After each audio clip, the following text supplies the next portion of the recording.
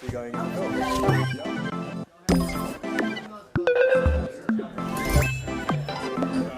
Yes! That's good. 1, 2, 3.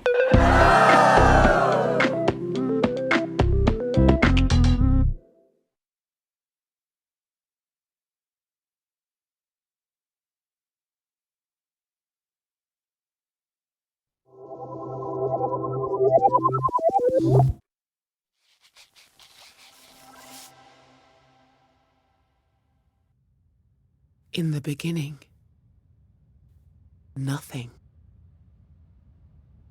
No movement, no sound, complete emptiness. Then, something. A speck, an idea. The idea could be anything. It could be everything.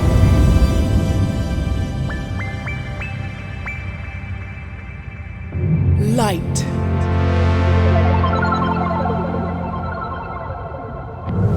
Color.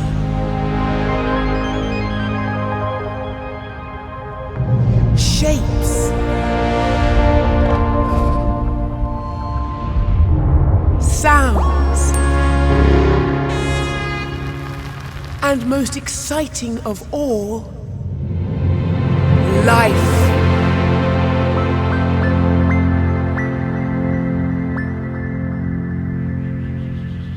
Everyone can conduct this power. Everyone has an imp. Imps are the key to the power of the Dreamiverse.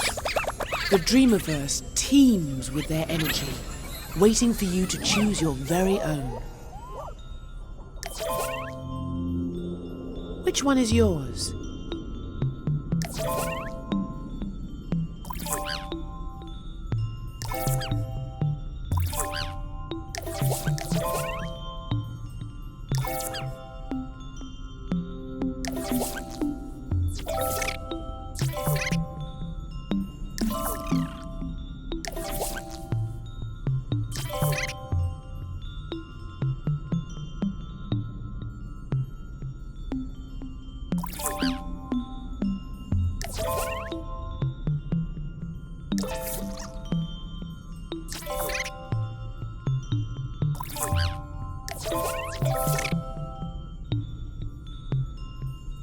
Yes! That one belongs to you.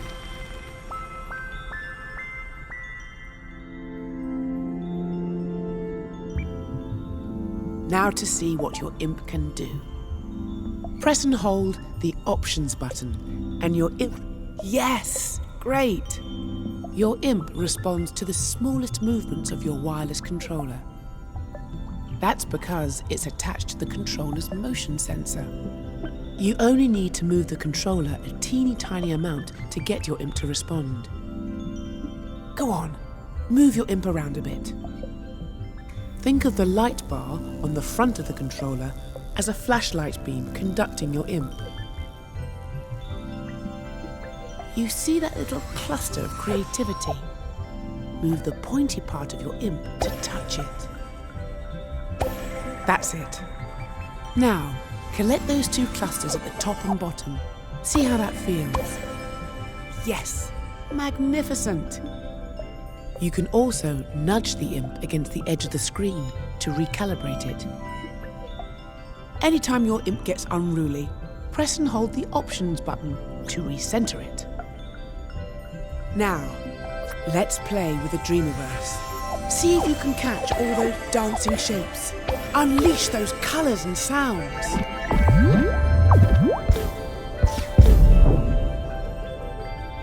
Very good!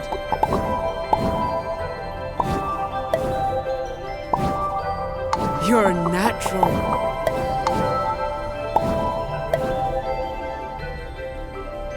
Wow! It's a symphony. See how your imp can affect everything it touches, wandering, soaring and leaping. playing through the wilds of your imagination. You're amazing. You're wonderful. You're a dream surfer.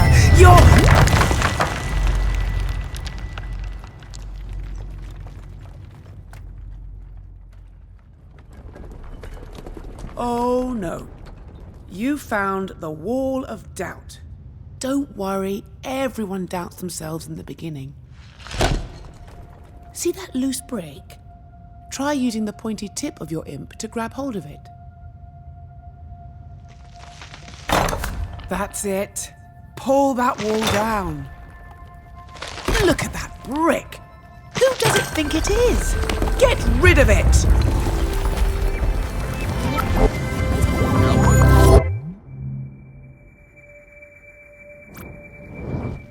Your idea's getting away. Chase it down.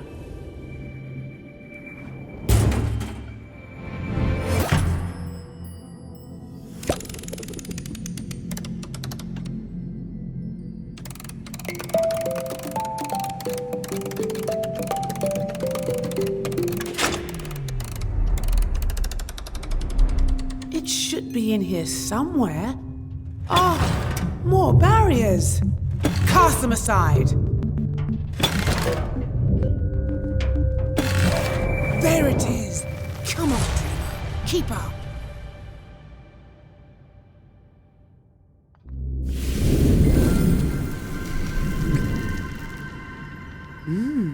Dark. The only source of energy is you. What can you do?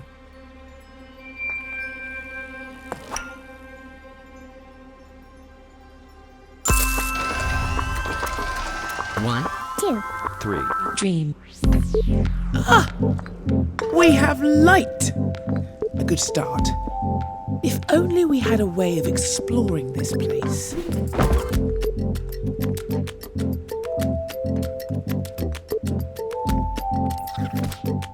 Now we're really getting somewhere.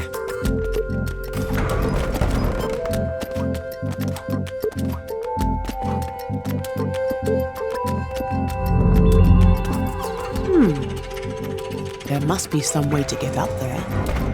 Great work. We're so close.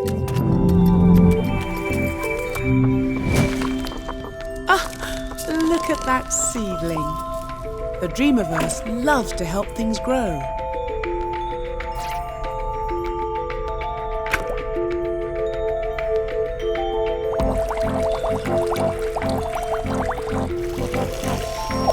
That's it. Amazing what a little nurturing can do. Almost there.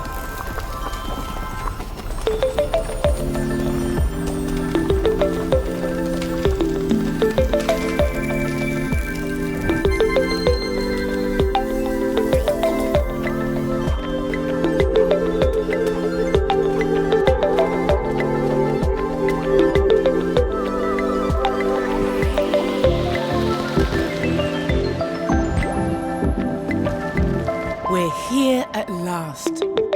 Dreams, your vast, vibrant, sublime universe of possibilities. Let's start dreaming.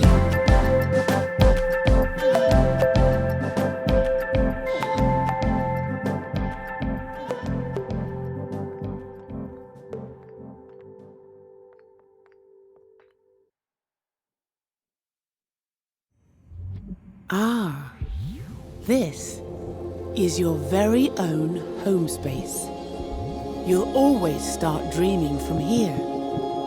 As you can see, my little cone friend is happy to help you wander around.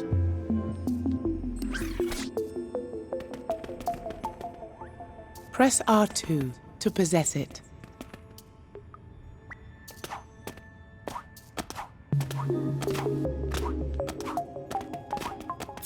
You got a prize bubble. Well done. There's a lot more around. They've got all sorts of useful goodies in them. See if you can find a few.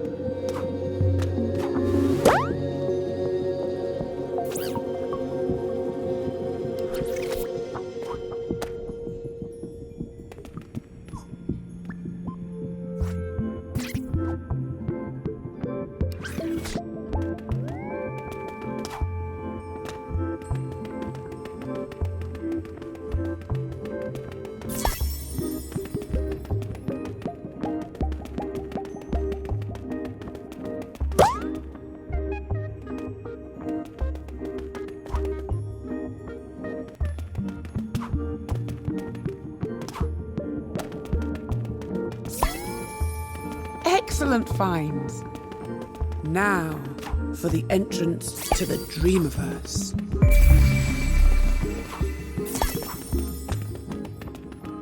Press the circle button to get your imp back.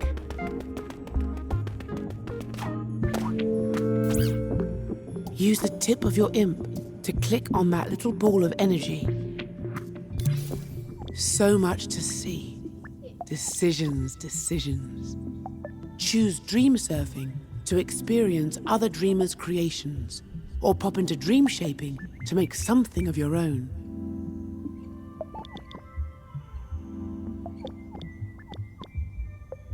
Ah, the home space editor. A great place to start your creative journey. We're still working on this right now. In time, you'll be able to put things you've made here so it feels like your own.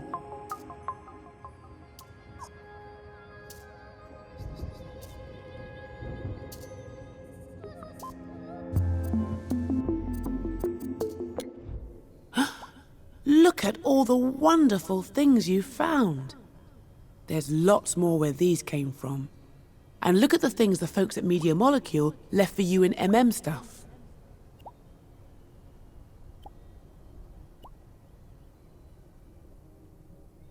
Ooh, that looks fancy. Where's nice for it to go?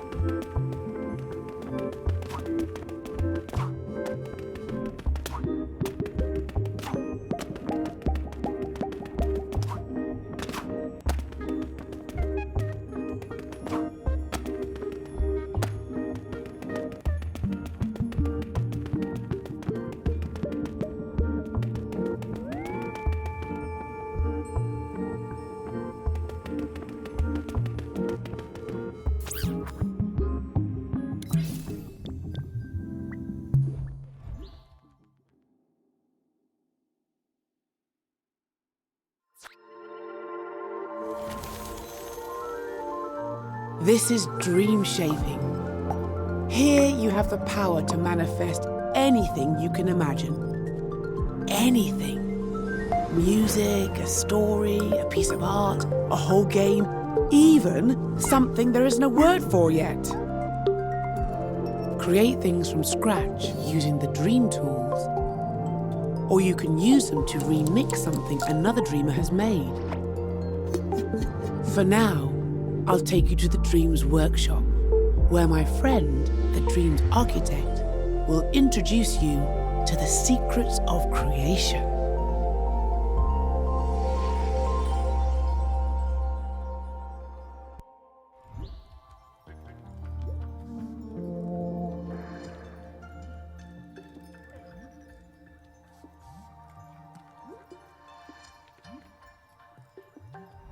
Go on in. He won't bite. Promise.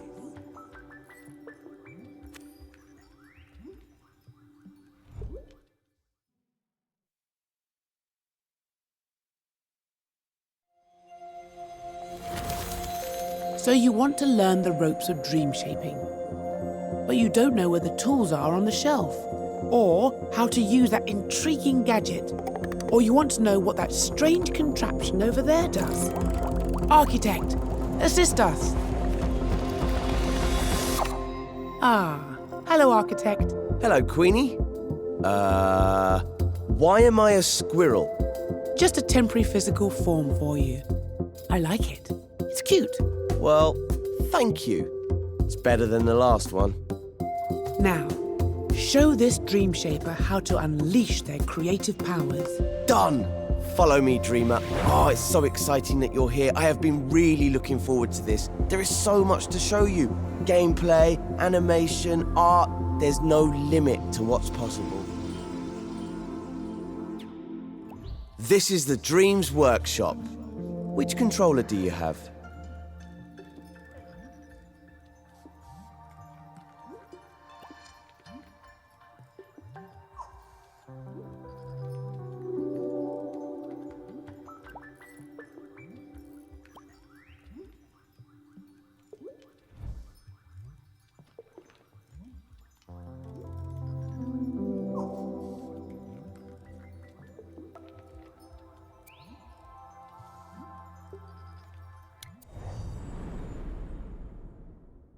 I hope you've got your imp under control.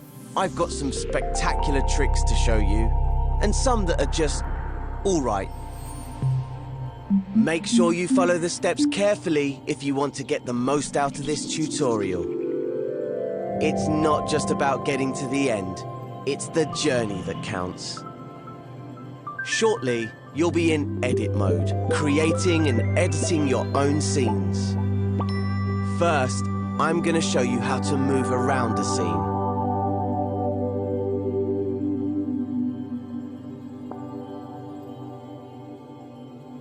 Welcome to edit mode.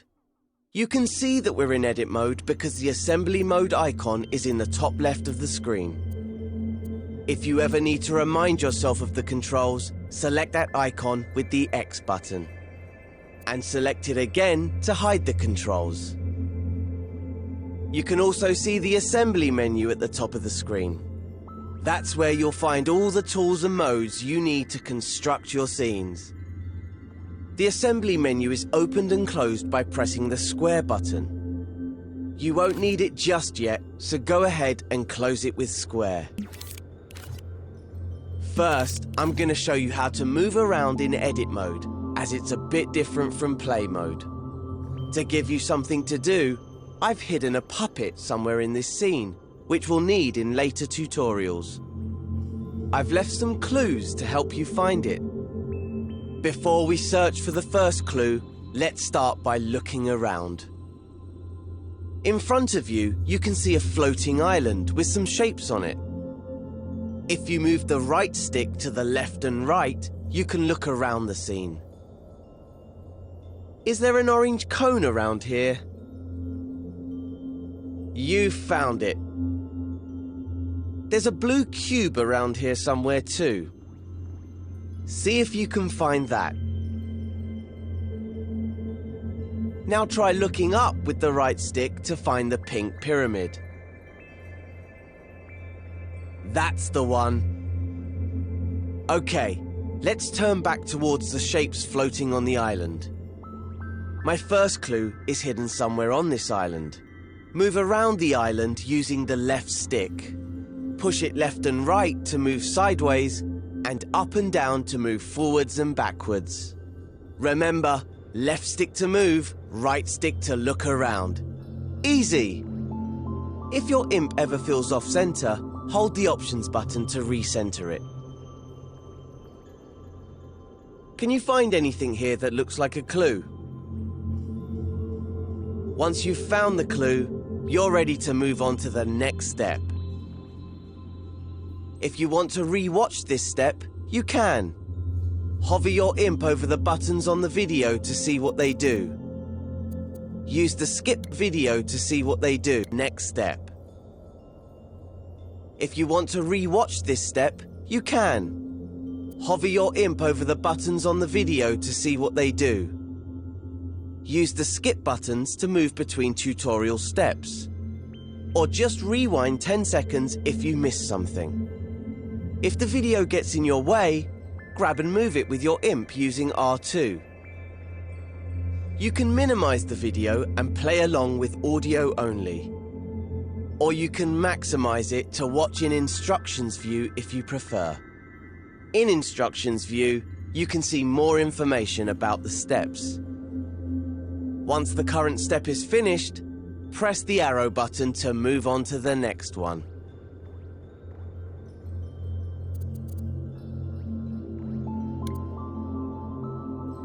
Did you find that clue? It was on the back of one of those shapes. Looks a bit like a rocket. I do love a cryptic message. Why don't you look around with the right stick for any rocket-related goings-on? Ah, look over there, on that island in the distance. Those shapes look a lot like the ones in the clue. Go on, fly over there and check it out. Remember, push up on the left stick to move forward and use the right stick to change direction. And don't forget, you can recalibrate your imp by holding the options button.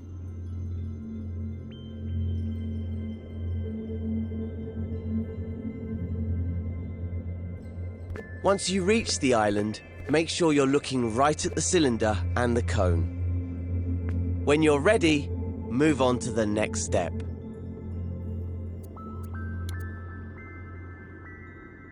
Think back to the first clue. The cone was on top of the cylinder, right? But how can you move them? Well, in edit mode, you interact with everything using your imp, the very tip of your imp's pointy part. See how there's an icon in a circle there? That shows you what tool the imp is using. Right now, it's the arrows icon, which means the imp is using the move tool. That's the default tool in edit mode, because editing a scene means moving things around a lot. Let's see the imp in action. First, grab the cone. Hover over it with your imp and hold R2. Now your imp has the cone, use the controller's motion sensor function to move it around. Try to put it on top of the cylinder, just like in the clue. Use the left stick to move the cone backwards and forwards. Objects in scenes can intersect and overlap, so it doesn't have to be perfect. Get it roughly into place, and I'll show you how to refine it later. Once you're done, you're ready for the next step. Now, that looks pretty good, at least from this angle. Creating scenes in three-dimensional space means that you should always look at your creations from different angles.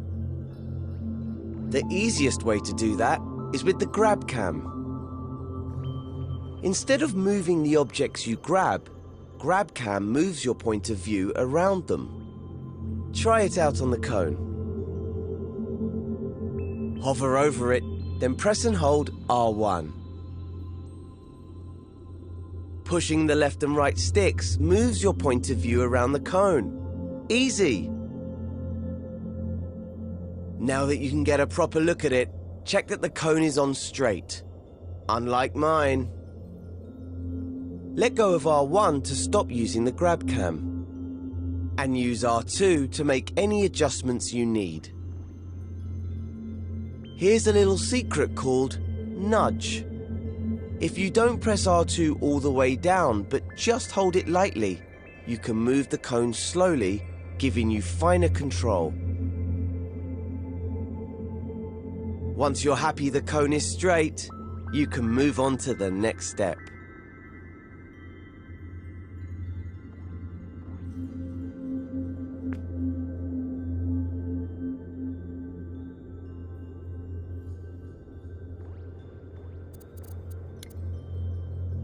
Hey, look at that. Another clue. It's a molecule. I know because I put it there. Just play along with me. Why don't you look around with the right stick and see if you can find another molecule? There's one, over there by that island.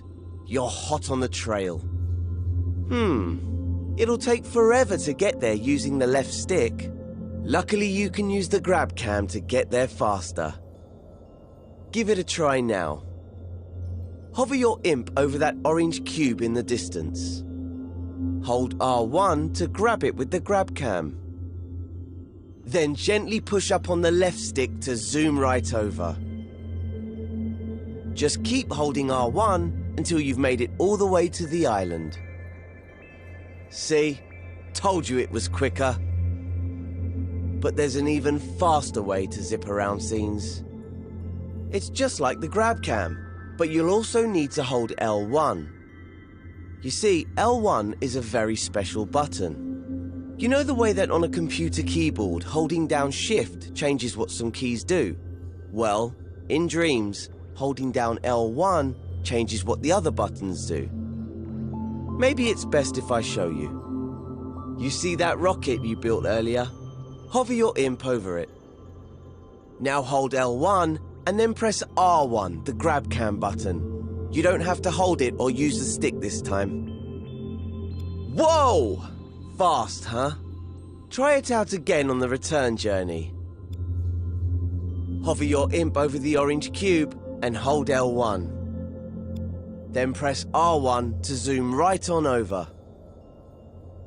Now that you know how to move around quickly, see if you can find the next clue somewhere on this island. Remember to use the grab cam to look around the whole island.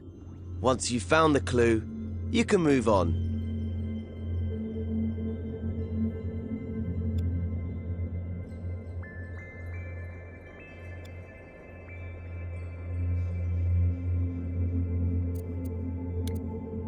Did you find the last clue? It was on the back of the orange cube. What on earth could it mean? If I had eyes, I would wink at you right now. I can't see any other green trash cans around. Unless... Of course, the trash can is the icon for the delete tool. I'm so devious. That must mean you need to delete the orange cube. You can delete anything in edit mode using the triangle button. Just hover your imp over the cube, then press triangle. And it's gone. These tools are powerful. Delete the orange sphere next. If you change your mind or delete the wrong thing, you can press undo, which is the left directional button. And if you want to redo, just press the right directional button. You can undo and redo pretty much anything, not just deletions. Oh look, there was a clue hidden in the cube. An arrow.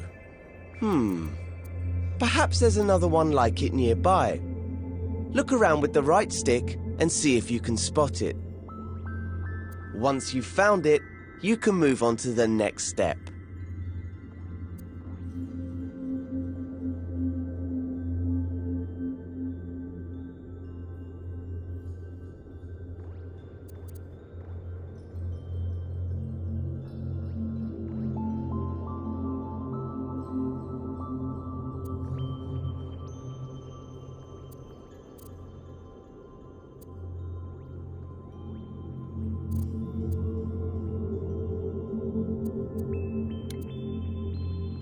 That was my final clue telling you where to go. The island right above us. I know you're an expert in moving around with the left and right stick now, but I've got one more technique to show you. Remember that holding L1 changes what the grab cam does. It can also change what the left stick does. Normally it moves you backwards and forwards in the direction you're facing. But if you hold L1 at the same time, the left stick will make you move up and down instead. Try getting up to the last island that way. Position yourself so you're looking at the orange arrow which is pointing up. Now hold L1 and push up on the left stick. We have liftoff! Keep pushing the left stick until you reach the island. When you're ready, move on to the next step.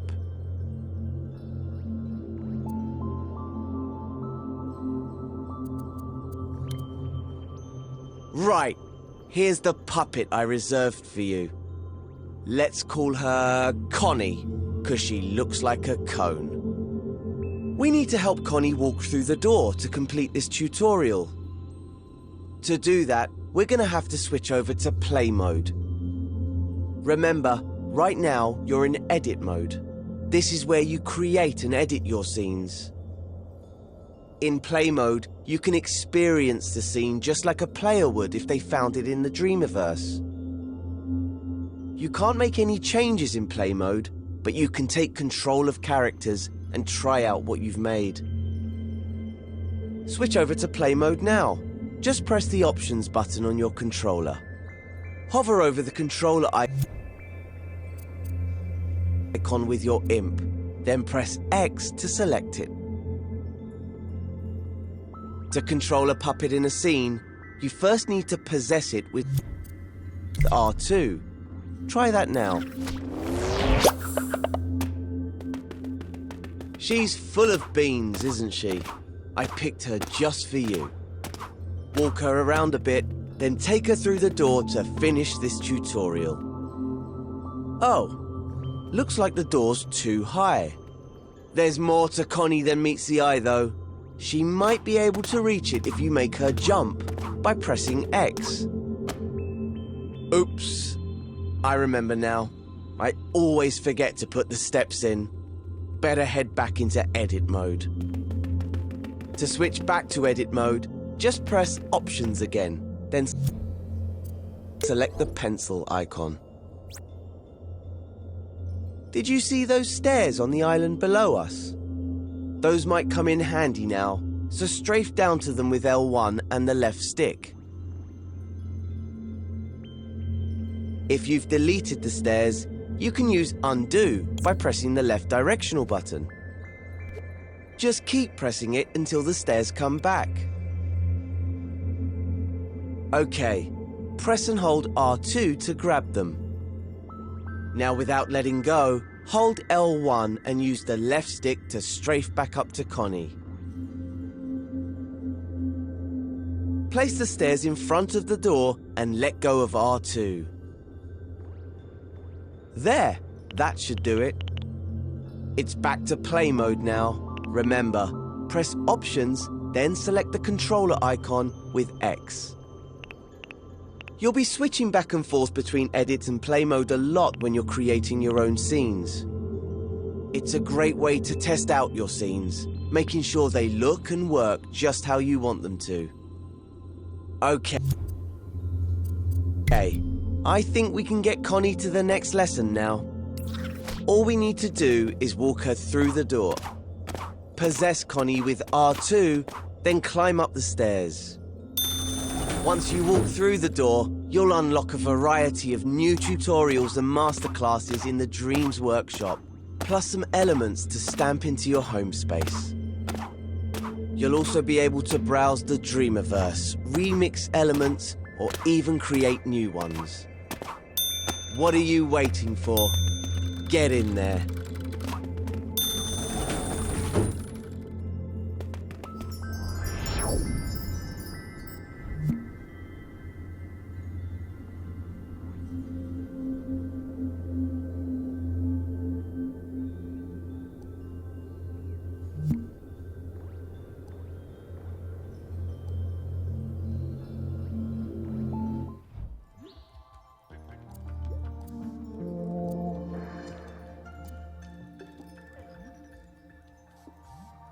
Want to carry on with the fundamentals? You can also press the circle button to see other topics.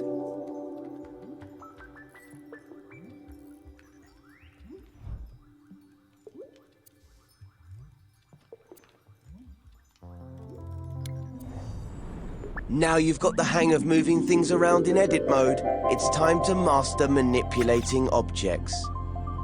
Just as well, because Connie's friend Cuthbert fell asleep in the Dreamiverse and got stranded.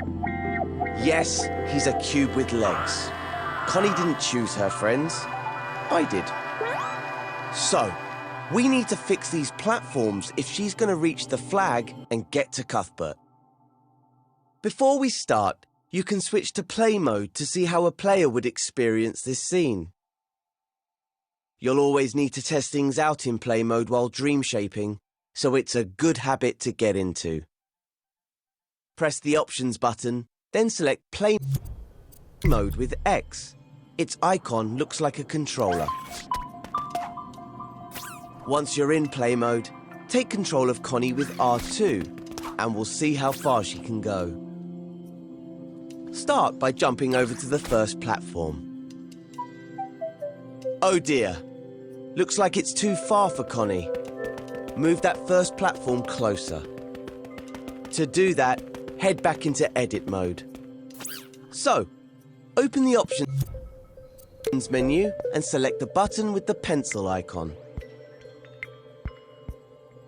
Once you're in edit mode, move on to the next step.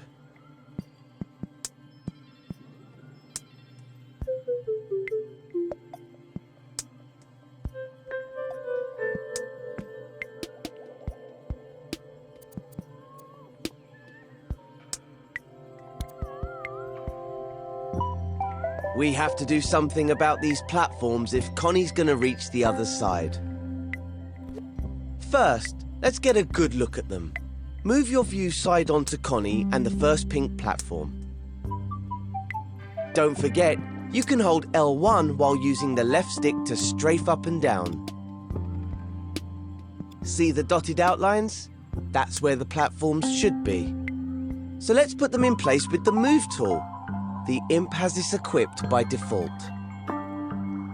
To move things, hover the tip of your imp over them and press and hold R2. Move it where you want it and release R2. Try it now with the first movable platform. Grab it with R2, slide it over so it lines up with the pink outlines, and release R2. You can get a slower, more precise movement if you hold R2 softly. Use the left stick to move the platform backwards, forwards, left and right. And if you need to try again, just undo your action by pressing the left directional button. You may have noticed that objects move more freely here in edit mode than in the home space. That's because their auto guide gadgets are disabled by default in the guides menu. I'll explain more about this in another tutorial, but for now, you don't need to worry about it. It just means you have more freedom to dream shape. When the platform is in the right spot, you're ready for the next step.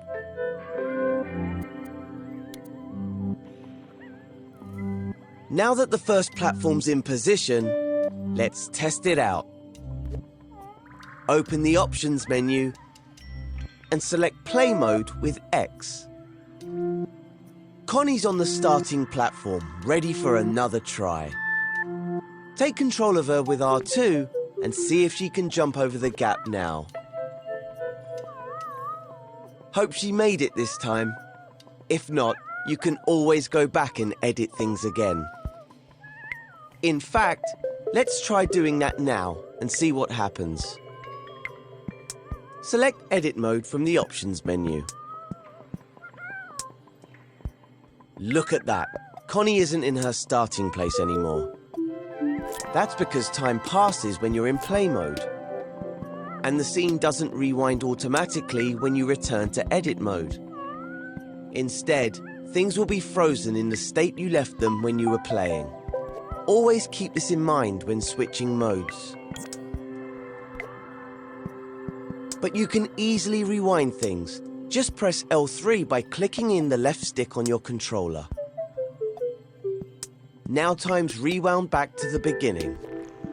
Doing this won't reset any changes you made in edit mode. See? Connie is back to her starting position, but the platform remains where you left it. Try to get into the habit of rewinding time after you play scenes. That way, you'll avoid any problems. There are times when it's useful to leave things as they are after playing, but when in doubt, rewind. Okay, if your platform's in the right place and you've had a successful test run with Connie, you can move on to the next step.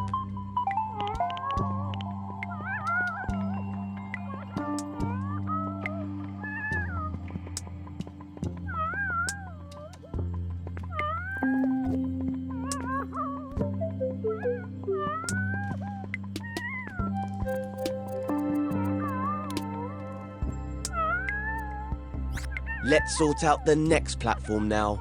It's the middle one that's lying on its side. Before you can match it up with the outline, you'll need to stand it upright. So you'll have to rotate it first. You can rotate objects in edit mode by grabbing them with L2. That's right, we won't be using R2 this time. When you grab things with L2, you can rotate them in place, instead of moving them around the scene. Give it a go now. Hover over the fallen platform, then press and hold L2. Now you can rotate it by tilting your controller. This is a great way of making smaller adjustments. You can also rotate it fully by using the left and right sticks while holding L2. The platform will rotate in different directions depending on how you push the sticks. The motion sensor function is disabled when you do this, so you don't have to worry about tilting your controller. If you want to reactivate the motion sensor function, just let go of the shape and grab it again with L2. Bear in mind that your imp's tip is at the center point of the rotation, so you can grab the platform at different points and see how it affects the rotation. All that rotating has made the platform a bit wonky. So let's undo all that with the left directional button and start again. Grab and hold L2 over the platform and try to rotate it into a vertical position. Once you have it more or less upright, you can let go of L2. This time, grab the platform with R2, so you can move it into the matching blue outline. Remember, holding R2 more softly will let you move the platform with more precision. And if you're feeling really adventurous, you can try rotating it with the touchpad too. That's quite a lot of buttons to remember, isn't it? Well, if you ever forget what to press, just look at the prompts around your imp. Or select the mode icon in the top left of the screen with X. They'll show you what buttons you can use in any situation. Practice rotating things with L2 until you're comfortable. Then move on to the next step.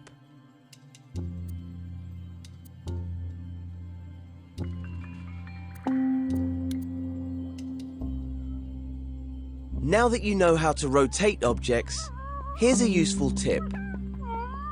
When you rotate something by hand, like this platform, it might end up a little wonky. But there's a really simple way of fixing that. You can realign objects by grabbing them with L2 or R2 and then pressing triangle. This will snap whatever shape you're grabbing to the nearest right angle. Make sure you're grabbing an object before you press triangle though, or you might end up deleting it. If you do delete something by accident, remember you can undo your mistake by pressing the left directional button. Once you're happy with the position and alignment of the middle platform, you should switch over to play mode and test it out. So, select the controller icon in the options menu and possess Connie to see how far she can get. You're almost there now. Just switch back to edit mode and fix that final platform. Remember to rewind time with L3. Now we can go on to the next step.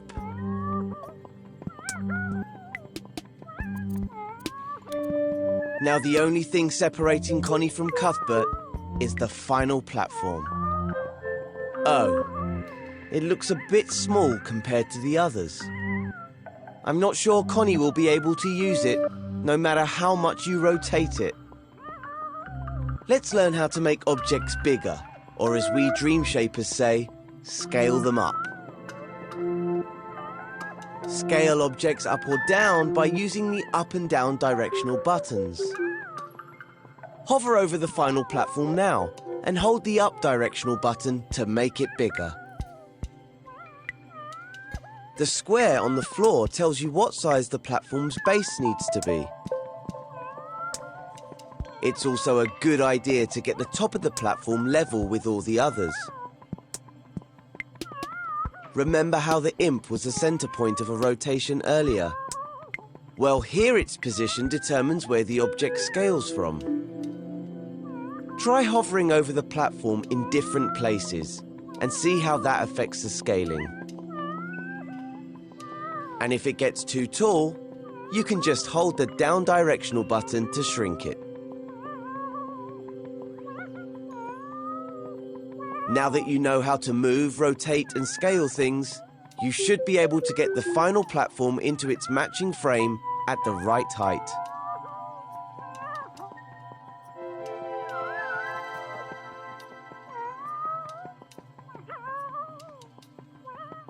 Okay, when everything is where it should be, go into play mode and see if Connie can reach the flag.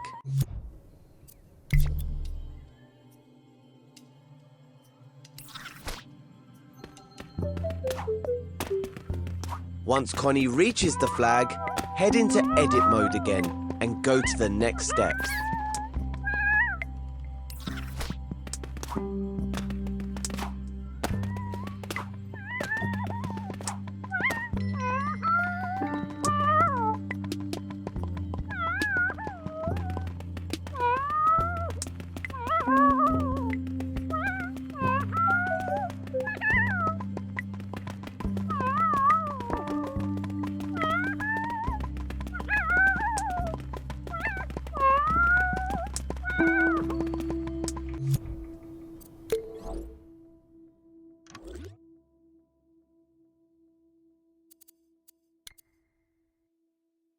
Hurrah! Connie and Cuthbert have been reunited. But now they need to find a way out before Cuthbert falls asleep again. So let's learn how to find a door in the Dreamiverse. Go to the Assembly menu, which is the row of buttons at the top of the screen. The Assembly menu disappears when you're busy working on a scene, to make sure it doesn't get in the way. So if you can't see it, just press square to open it. Here you'll find all the assembly tools, modes, and gadgets. If you ever wonder what a button does, just hover over it for a few seconds to see more info. This menu is also where the search button lives. It's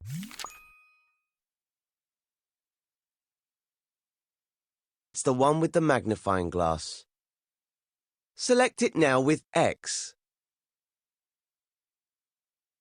The search button takes you to the Dreamiverse, where you'll find all the things created by dreamers from around the world.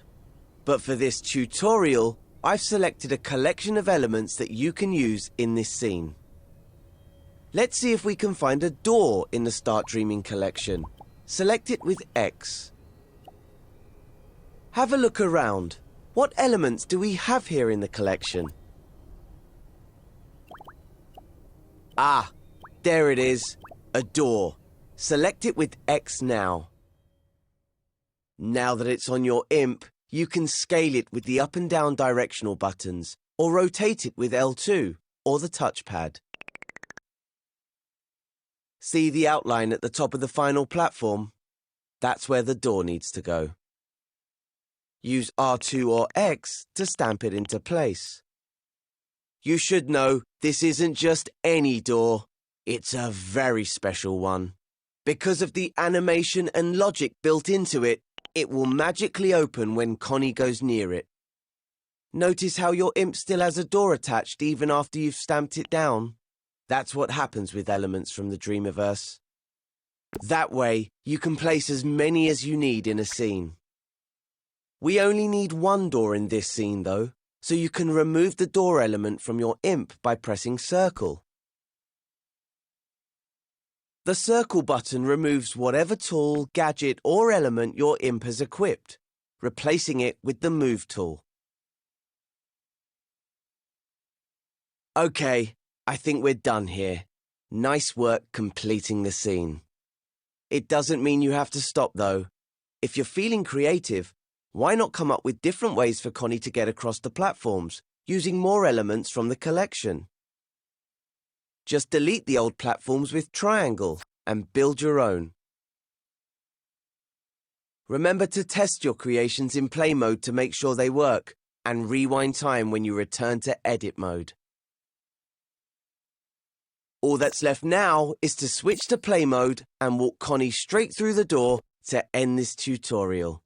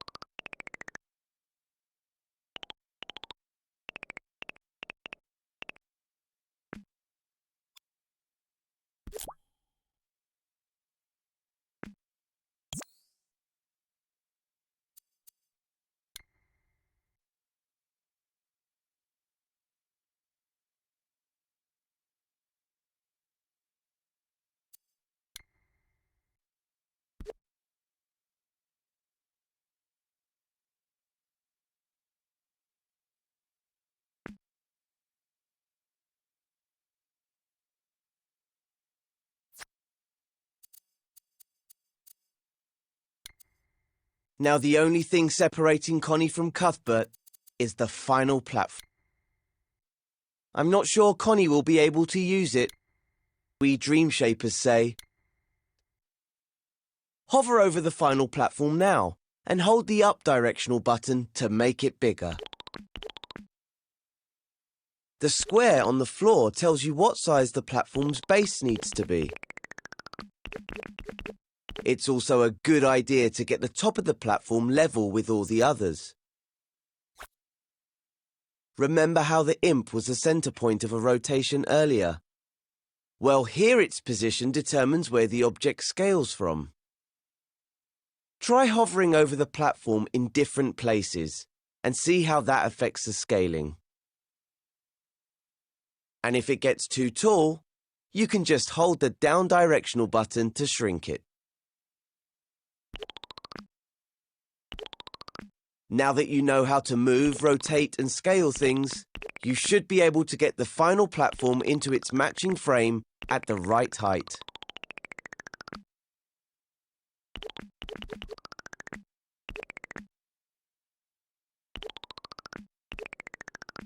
Okay, when everything is where it should be, go into play mode and see if Connie can reach the flag.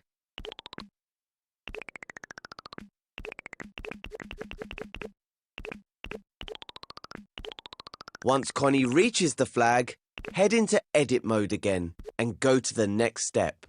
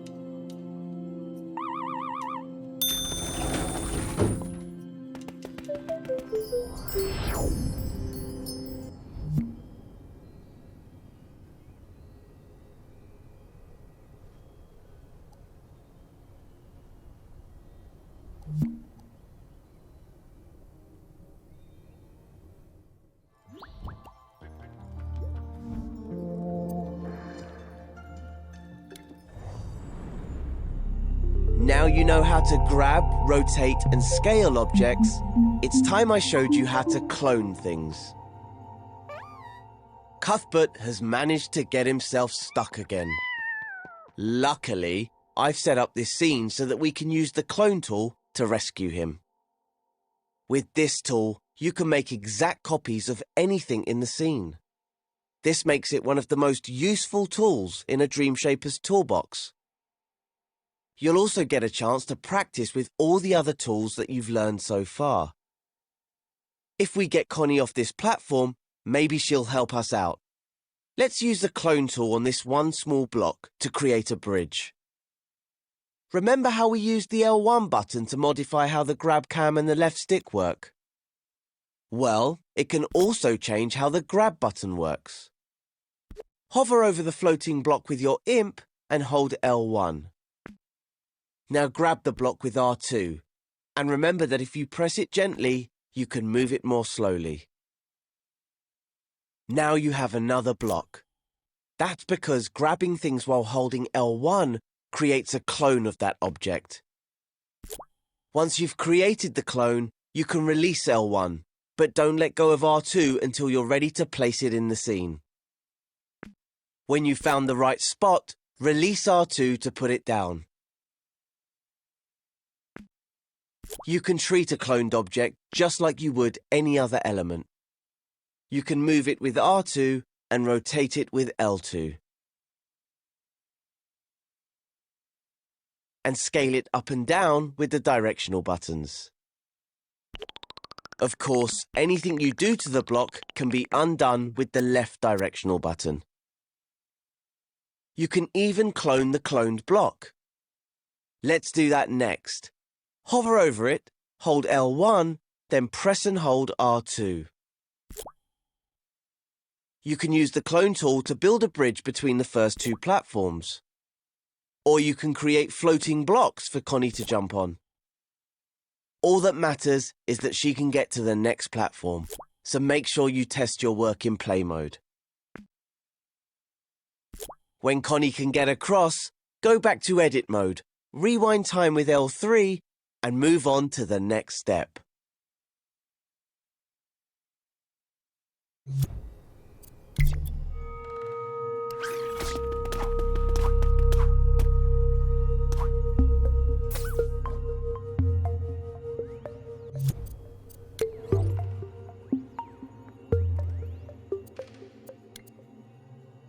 Getting Connie to that third platform looks easy enough.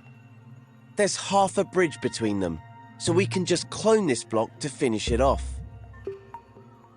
Okay, hold L1 and grab the block with R2 to clone it.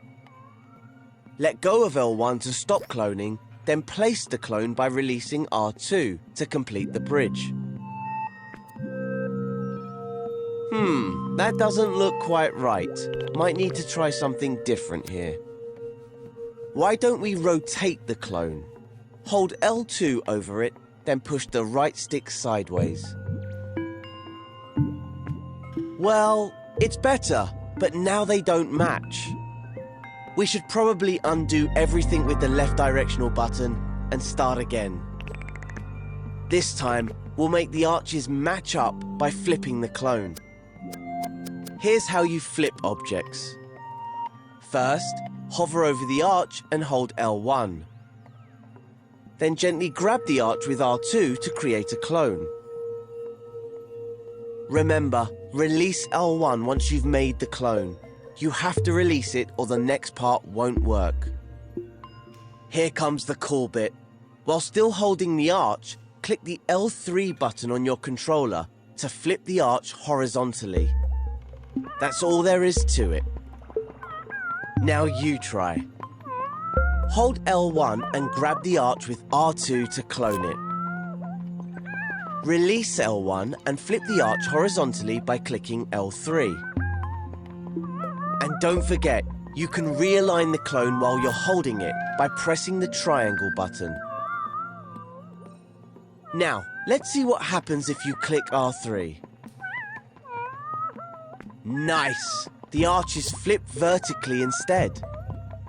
We should probably line it up with the first arch now, and release R2 to place it down.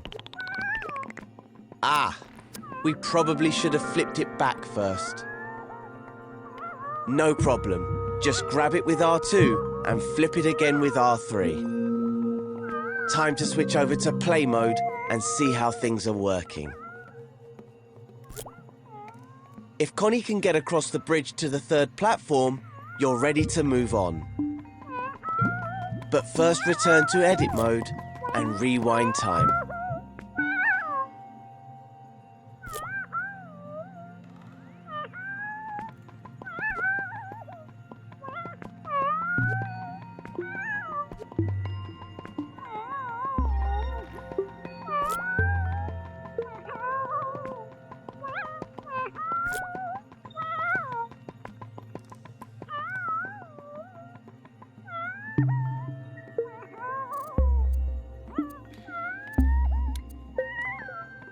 Okay, Connie, we've almost made it to the door.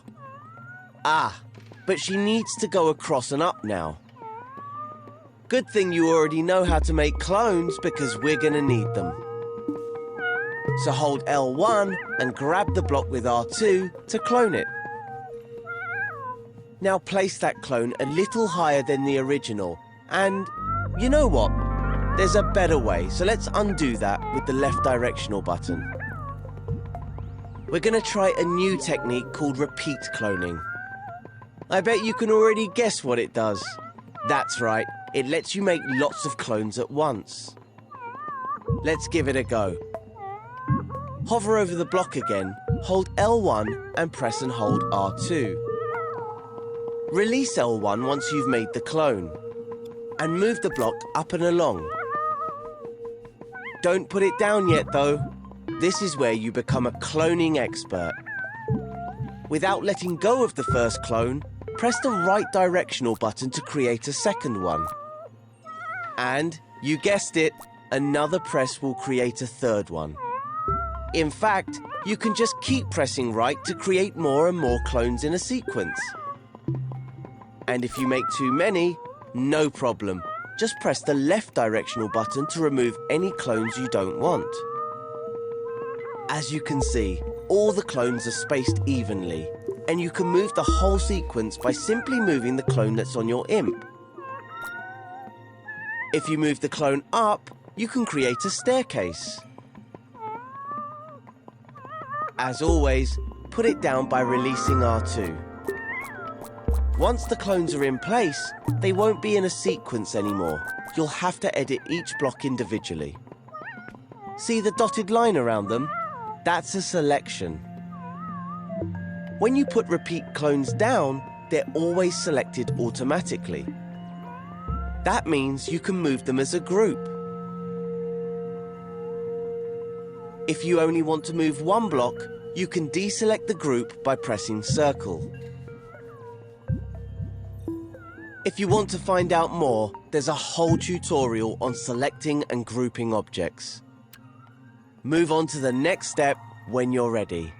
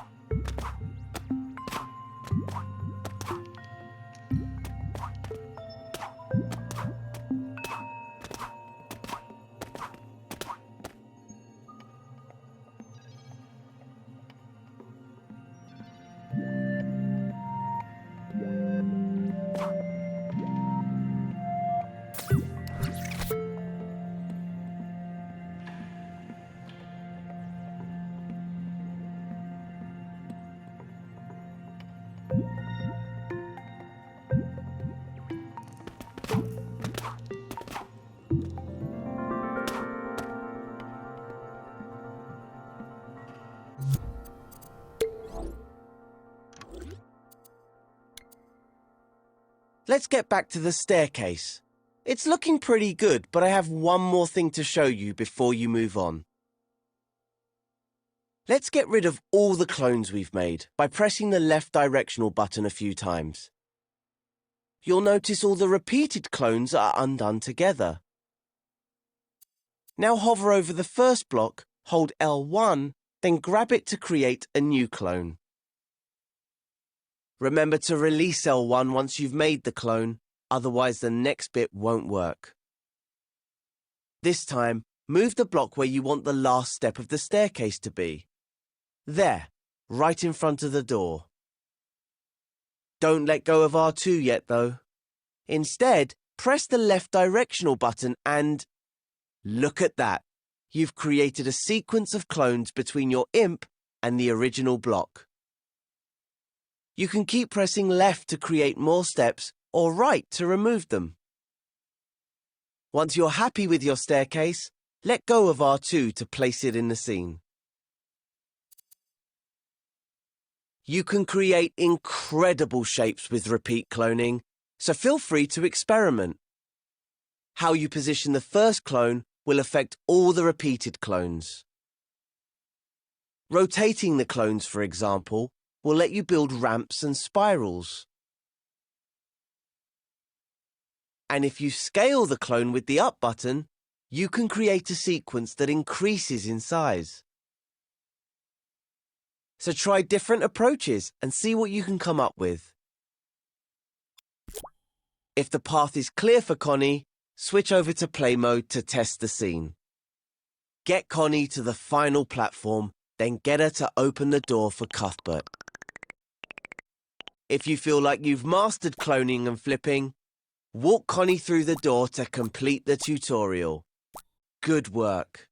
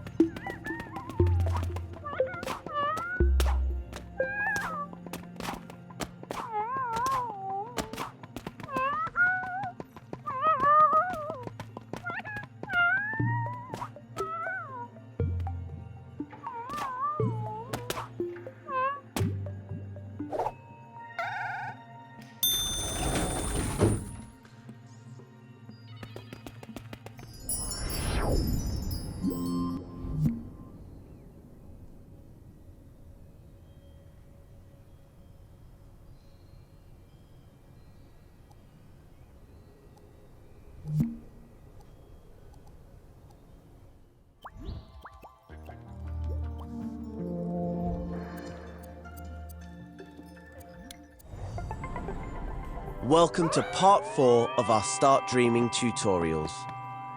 I see Cuthbert has managed to get himself in a pickle again. Connie, how do you put up with him? What a spanner. But with Connie's help, we can rescue him. This time around, I'll show you how to select and group your creations and how to scope in and out of groups. Luckily, someone left behind a block for us to use. Remember how to repeat clone blocks to create a bridge? Well, let's do that again. Move your view side on to the block and the gap. Hold L1, then grab the block with R2. Move it with the motion sensor function to create a clone. Just like last time, let go of L1 while still holding R2, then press the directional buttons to make more clones.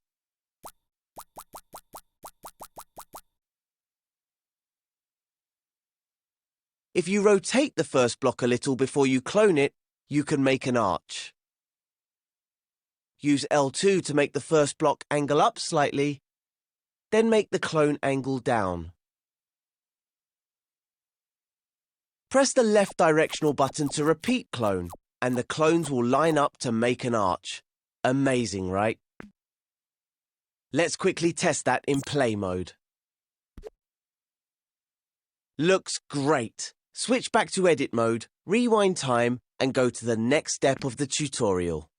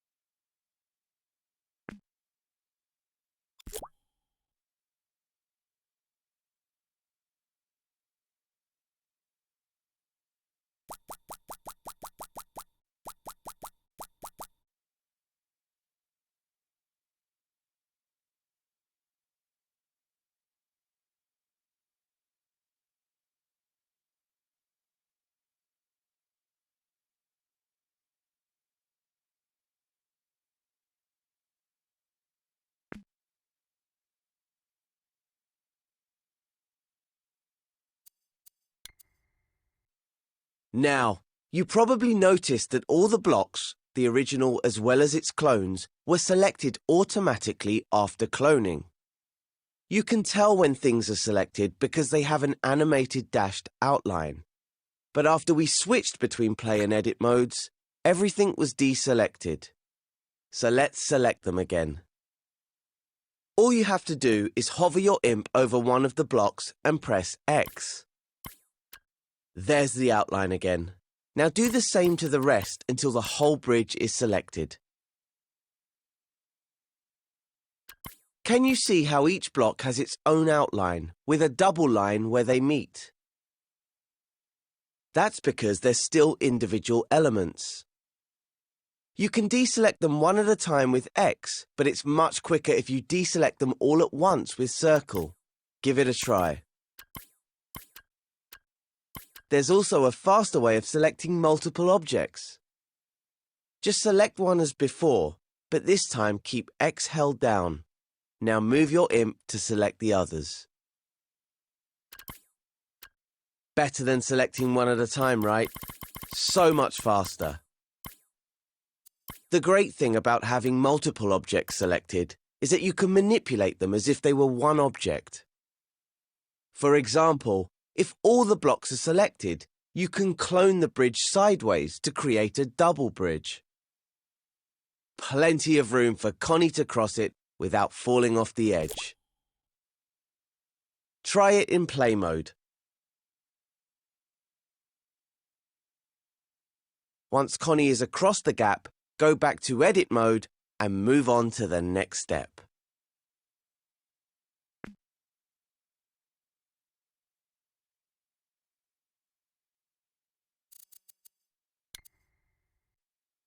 You know, this bridge would be really useful to help Connie cross to the next platform. Use X to select all the blocks again. If we're going to use this bridge a lot, we can make it into a group. That way, it will behave like a single element and you won't have to keep selecting all the blocks. Have you noticed the menu at the side of the screen? It appears when you have one or more objects selected. That's the context menu. The options it gives you will depend on the situation you're in. In this case, all the buttons relate to selected objects. Look for the plus sign. That's the icon for the group button. The number next to it tells you how many objects you've selected. You can use this button now to turn all of those blocks into a group. There we go. The bridge is now a single element. You can tell because it has one outline around it instead of one around each block. And if you look over at the context menu, you'll see the group button now says ungroup. Use it if you want to break a group up. But we still need it to help Connie. So let's clone this bridge and place it between the second and third platforms. Just like before, hold L1 and grab the bridge with R2 to clone it.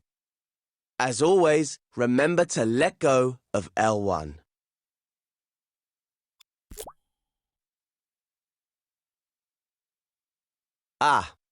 We don't need to test the bridge to see that it's not going to get Connie to the third platform. But don't worry, we'll fix that in the next step when you're ready to move on.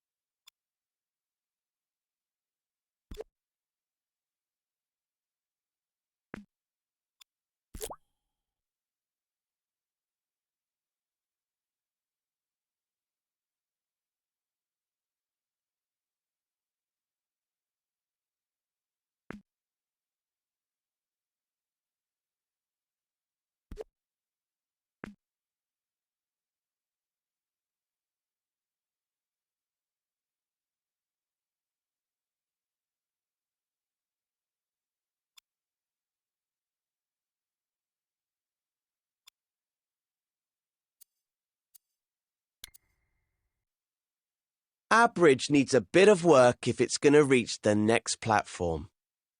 This is the perfect opportunity to learn a new technique, scoping in.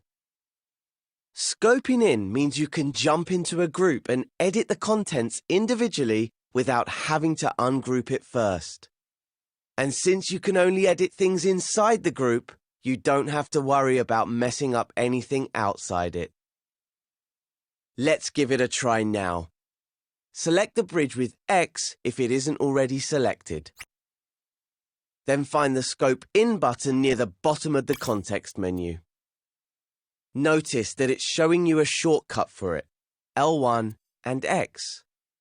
So hover over the bridge group, hold L1 and press X. Now you're scoped in. We can now edit all the parts as if it wasn't a group. If you want to really focus on just the group, you can hide everything else in the scene. Just use the Hide Everything Else button in the context menu. The icon looks like a closed eye. There's also a Scope Out button in the top right corner. This is how you exit groups. Try scoping out now. Select the button with X or use the shortcut, L1 and circle. That's it. Now scope back in again so we can fix the bridge. Just hover over it, hold L1 and press X. I think what Connie needs to reach the next platform is a staircase, so use the Move and Clone tools to create a new one.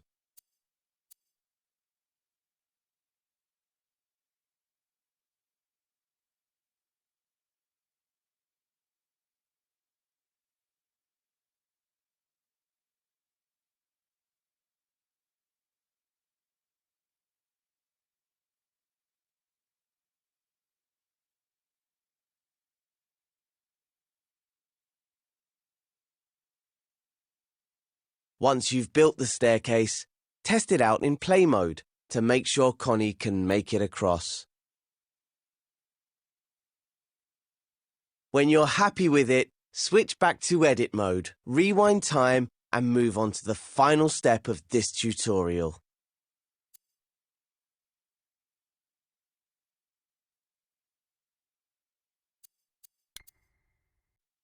Is your staircase working? Fantastic. Now Connie just needs a bit more help to save poor old Cuthbert from his predicament. Luckily, you can clone your staircase group to reach the final platform. Use the clone shortcut L1 and R2 to copy the staircase group to the last platform. Don't forget to let go of L1 once the clone has been created. That's how useful groups are. If you select the group, you'll see a button in the context menu that saves the group as a new element. Saving a group as a new element means you can use it in other scenes or share it in the Dreamiverse. You can't do that in tutorials, but you can everywhere else. Now that you've mastered selecting and grouping, I'll leave you with a thought to ponder. You can also make a group inside a group. With that, I'll let you experiment. Once you're happy that you've mastered selecting, grouping and scoping, you have just one thing left to do. Go into play mode and take Connie and Cuthbert to the exit.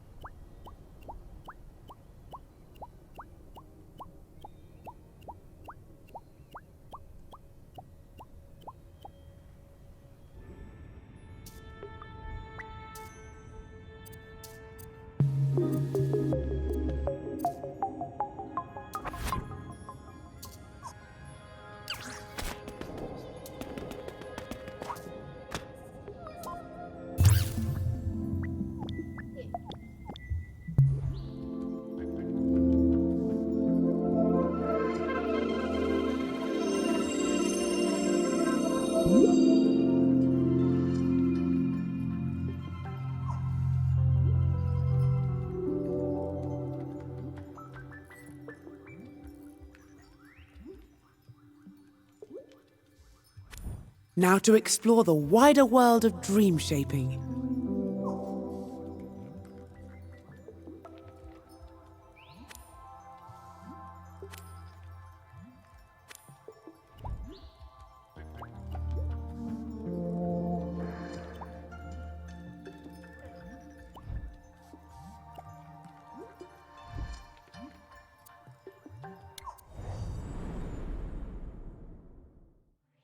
Look at you with your fancy motion controllers.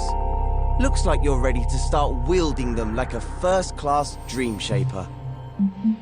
Make sure you follow the steps carefully if you want to get the most out of this tutorial. It's not just about getting to the end, it's the journey that counts.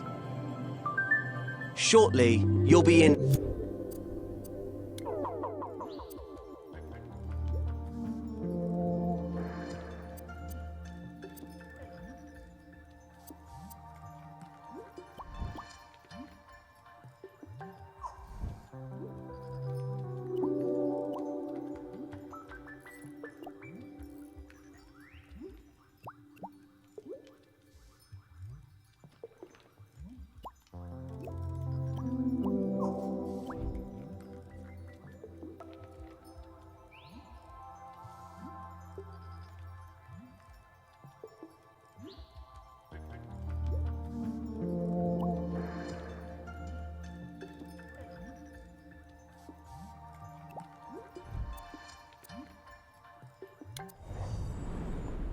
In this tutorial, you're going to learn all about the exciting world of logic. Pay no attention to Cuthbert. It's not as complicated as it sounds. I promise. Let's check out the scene. See the buttons on the platforms in front of our good friend Connie? They activate the bridges that will take her to the next platform. At least that's what they're supposed to do. To get them working, you'll need to connect them to the gadgets that control them. You can't see gadgets when you're in play mode, but they let you do all sorts of useful things in edit mode. You can tell gadgets apart by their color and icons. Green gadgets are sensors and inputs. This one is what we call a trigger zone. It's one of the more versatile gadgets. It can trigger other gadgets when it detects something in the scene. Like in this case, Connie standing on the button. Hi, Connie! If you select the gadget with X, you'll be able to see its detection zone. That's it, right there above the button. Press the circle button to deselect the trigger zone, and let's look at the next gadget. Red gadgets are movers and outputs, meaning they make things happen in the scene. This particular gadget is a rotator, and it's connected to the first bridge. Click R3 to start time, and let's see what it does. Well, not a lot right now by the looks of it. That's because the rotator is switched off. You can tell because the gadget is dim at the moment. But if we connect these two gadgets together, we can turn the rotator on using the trigger zone. In the next step, I'll show you how.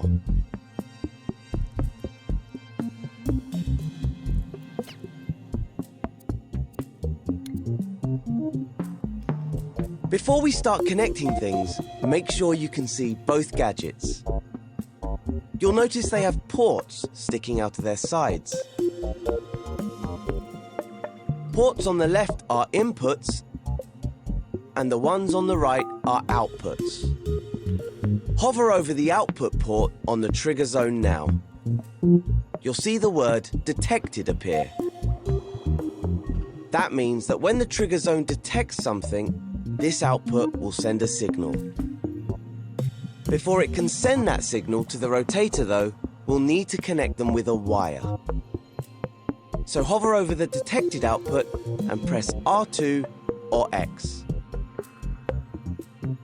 You'll notice your imp is now tethered to the port by a wire. Power ports have appeared on the gadgets too. It's these ports that switch gadgets on or off. Okay, drag the wire over to the red rotator gadget.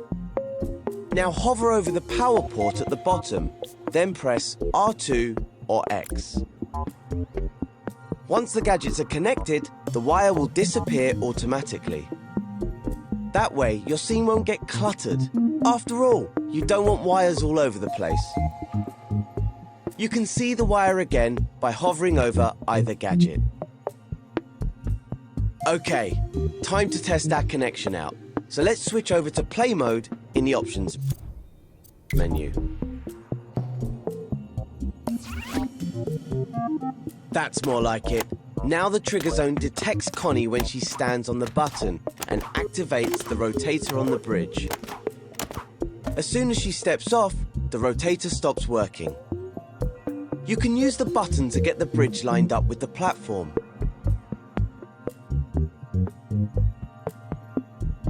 Once Connie can make it to the second platform, you can head back to edit mode and move on to the next step.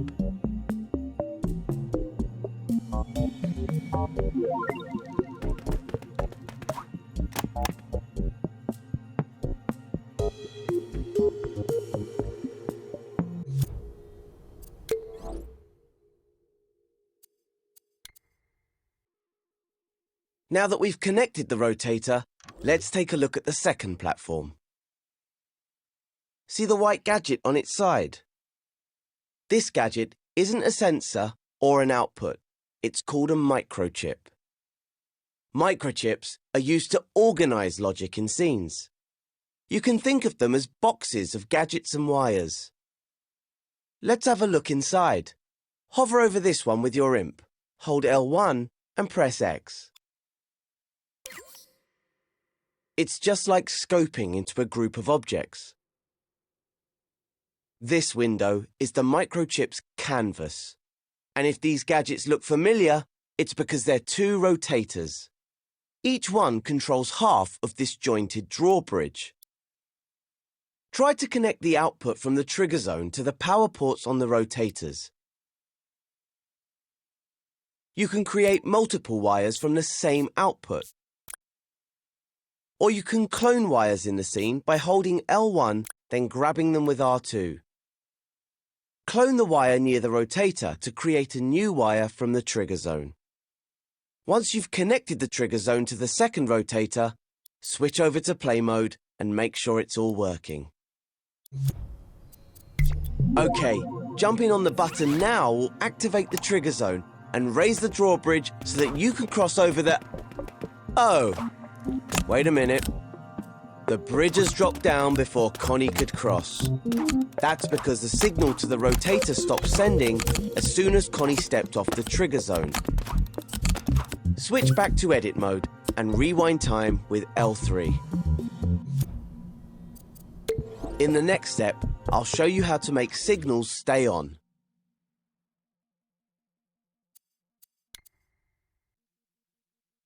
If we want the bridge to stay up, we'll need to add a gadget between the trigger zone and the rotator to keep it activated. We can do this with a counter. So let's go into the assembly menu. Press square to open it if it's closed. Select the Gadgets menu with X. You'll find the counter in the Logic and Processing section. The gadgets in this menu take an input signal and change it in some way before sending it on. Go ahead and select the counter. Its icon is a tally counter. Now you can see the gadget on your imp. Hover over the microchip and it will snap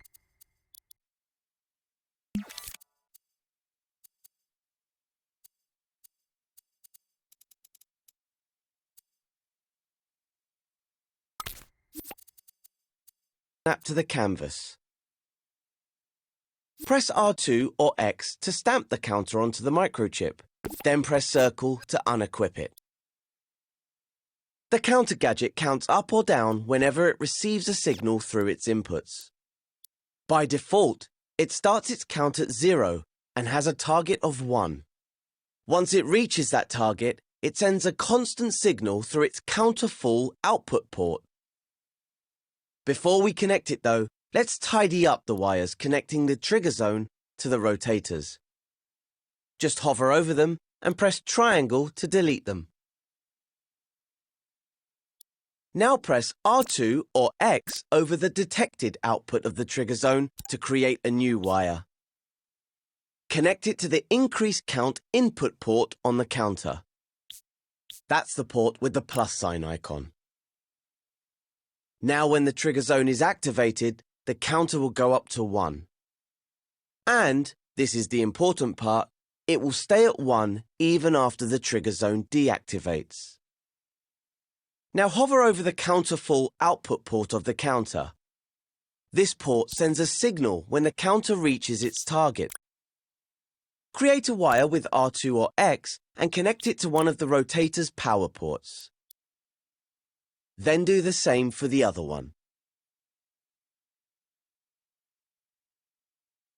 Time to switch to play mode and try out our new connections.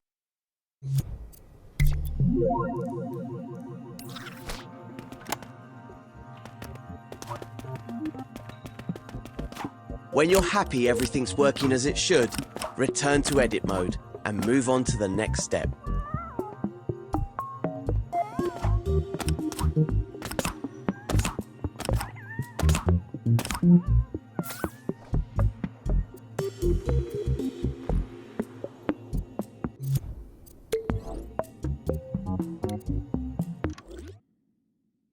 Just one more bridge for Connie to cross. As you can see, we have another microchip on the platform, so let's open it up. Hover over it with your imp, hold L1 and press X. Okay, looks like we have everything we need here. But Connie's an adventurer, so how about we make this last bridge more challenging? Adding a timer to the logic should get the adrenaline going. Once Connie activates the button, she'll only have a few seconds to cross before the bridge drops back down. Let's head back to the assembly menu. If it isn't already open, press square. Then go into the Gadgets section. You'll find the timer in the same place as the counter, the Logic and Processing section. Its button has a clock face on it.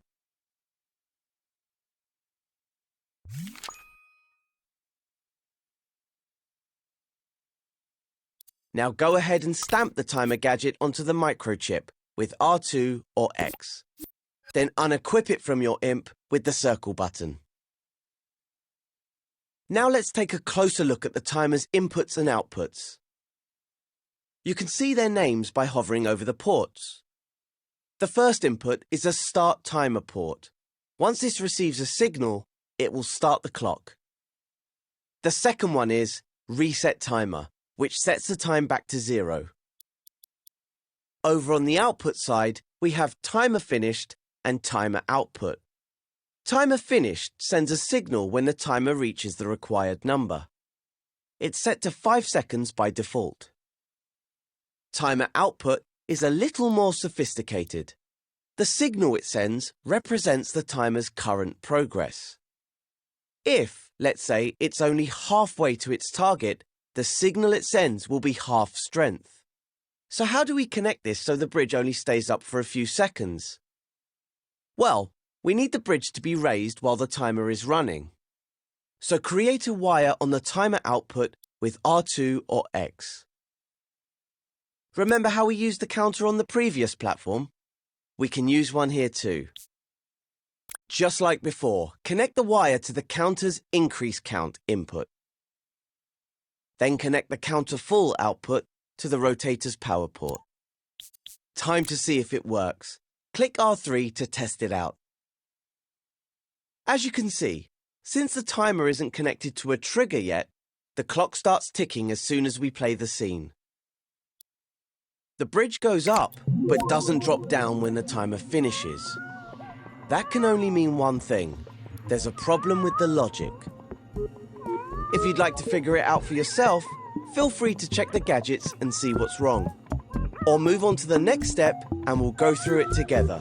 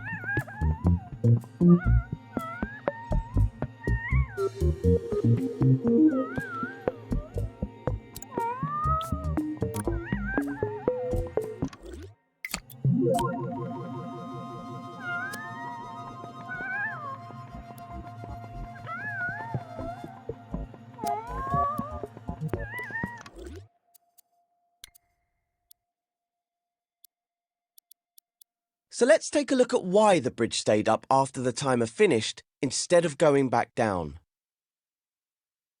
Remember how we used the counter earlier to remember the signal from the trigger zone? Well, now it's remembering the signal from the timer, so we need to make it forget that once the timer finishes. Let's go over to the counter gadget. Hover over the inputs to see their names. This one here is Reset Count. It'll put the counter back to 0, which will turn off the rotator. So all we need to do is connect it to the timer, but to which output? Aha, there we go. We can use the timer finished output. Hover over it and create a wire with R2 or X. Then stretch the wire over to the counter and connect it to the reset count input. But we also need to reset the timer, otherwise the logic will only work once. So let's get another wire from the timer finished output and connect this one to the reset timer input. You'll recognize it by the rewind symbol on it. All we have left to do is to connect the trigger zone to the start timer port so Connie can activate it. Okay, that was a lot of connections. So before we test it out, let's go over the logic we've made. First, Connie activates the trigger zone, which sends a signal to start the timer. Once the clock starts running, the timer output becomes active. This tells the counter to count up. That then turns on the rotator and raises the bridge. Now this is where the really clever stuff kicks in. After 5 seconds, the timer finishes its count, which activates the timer finished output. This in turn resets the counter to 0, cutting the signal to the rotators and lowering the bridge. And let's not forget, it also resets the timer, so the logic could be triggered again if Connie didn't cross the bridge the first time.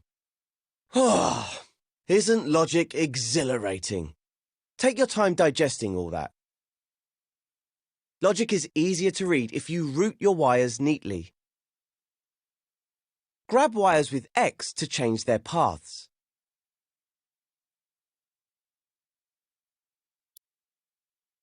You can also move the gadgets around by grabbing them with R2.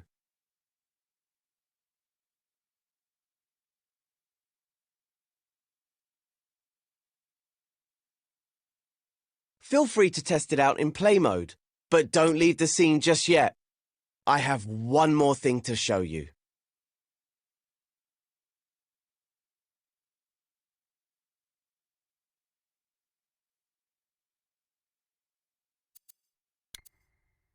So, on the third platform, we've set up a timer that makes the bridge drop after 5 seconds.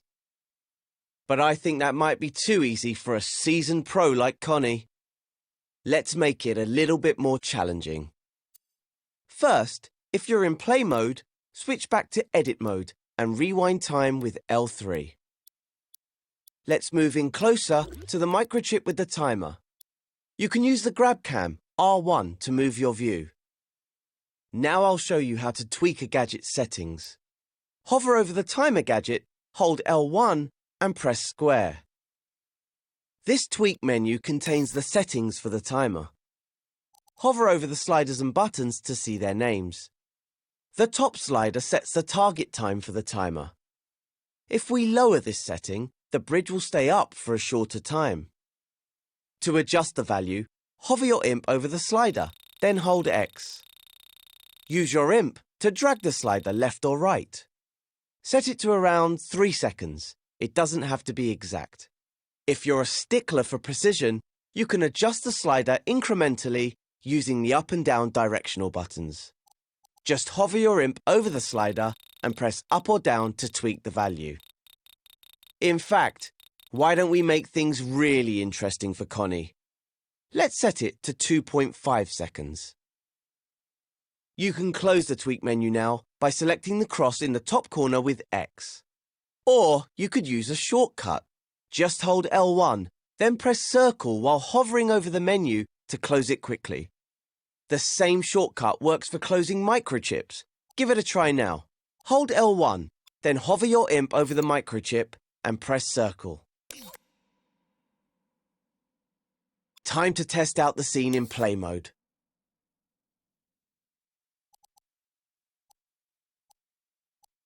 If you have any problems crossing that last bridge, you can always tweak the timer again in edit mode.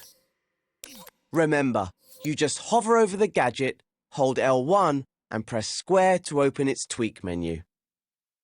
When you're all set, take Connie to the last platform and walk through the door to complete this tutorial.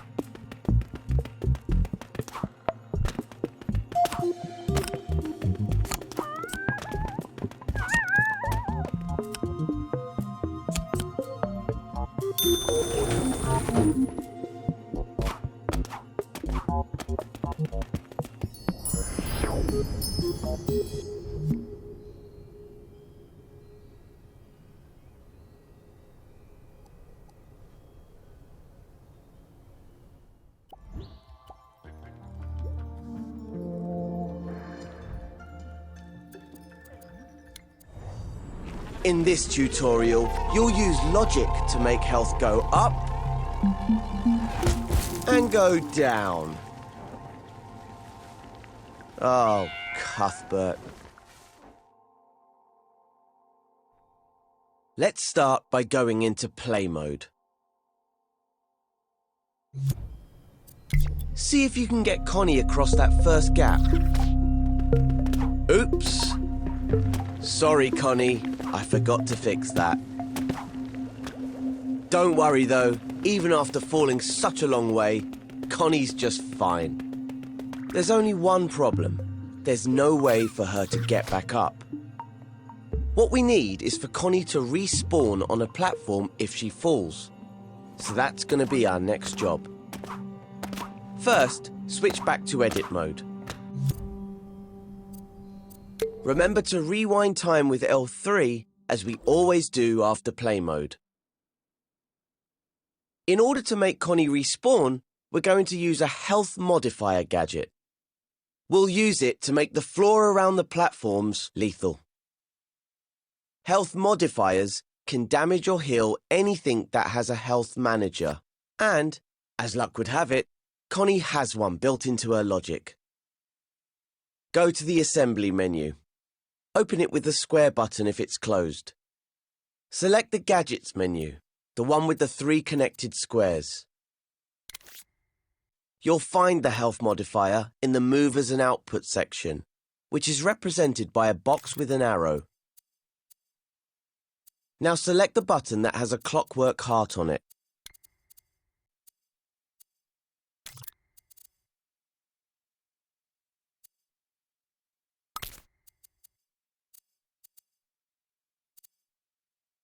Your imp will now be equipped with a health modifier gadget. Stamp it somewhere central, near the floor, using R2 or X. Then unequip the gadget with circle. Your scene now has a health modifier, but to make it work as intended, we'll have to tweak it first. We'll do that in the next step.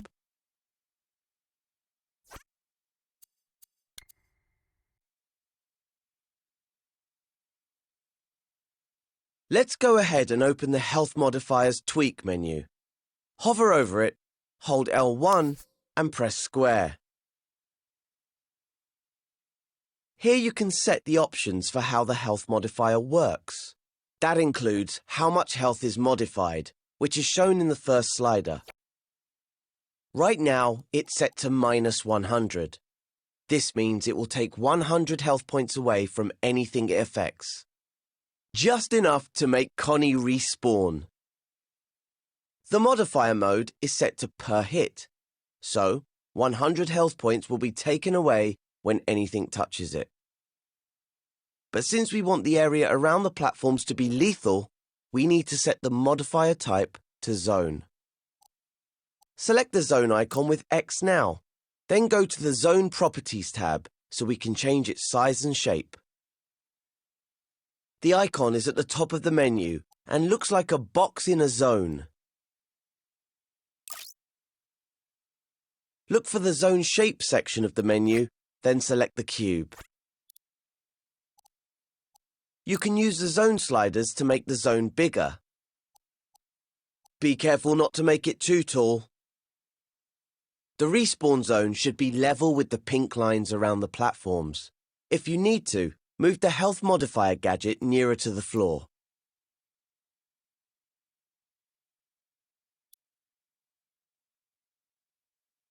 When you hover over the edges of the zone, you'll see white arrow gizmos appear. Grabbing these with R2 will let you change the size of the zone. Using those, you can make sure the area around the platforms is covered. Now let's test it in play mode and see what happens.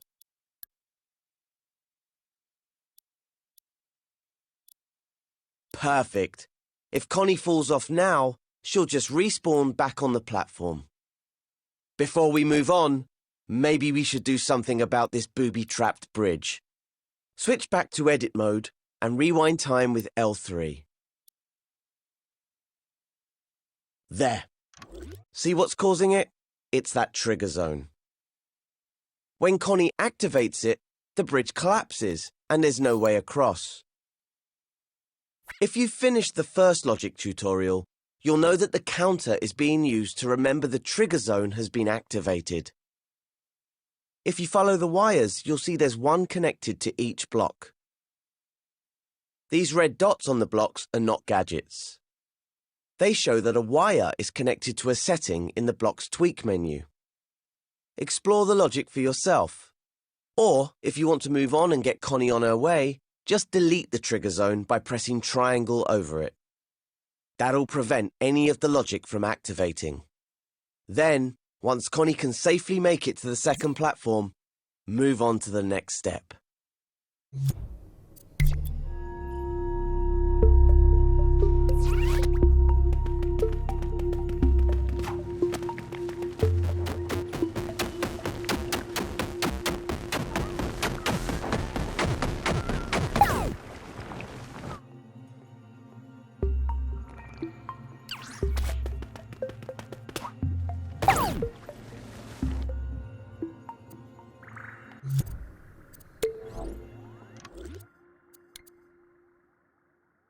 Now's probably a good time to show you how to add checkpoints.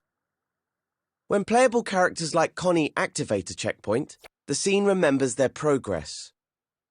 So when they respawn, they'll appear at the last checkpoint instead of starting off at the beginning. Go to the Assembly menu, then the Gadgets menu. If the last section you used is still open, close it by pressing circle over it. Expand the Gameplay Gear section with X, then select the checkpoint. It's the one that looks like a location marker. There. Now your imp is equipped with a checkpoint gadget. The direction of a checkpoint determines which way a character will face when it respawns. So make sure the front of the gadget, the side with the black outline, is facing the direction you want Connie to face. Remove the gadget from your imp with the circle button, then open the Checkpoints tweak menu. Checkpoints use a detection zone, just like health modifiers. So select the Zone Size tab from the menu. This is set to a sphere by default, but to make sure it can't be missed, let's change it to a cube. You can use the Zone Size sliders to make the checkpoint cover the width of the platform. Above the gadget, you'll see a white Move gizmo. Grab it with R2 to put the activation zone where you want it. Just make sure Connie can't miss it. The white handle shows the direction Connie will face when she respawns. Check that it's pointing the right way. Grab it with R2 if you need to adjust it. Let's close that tweak menu with L1 and circle. Now try it out in play mode to see if the checkpoint remembers your progress. Sorry, Connie. We're gonna have to respawn you again. But it's all in the name of science, I promise. Great, there she is, right at the checkpoint again. When you're ready, go back to edit mode. Rewind time and move on to the next step.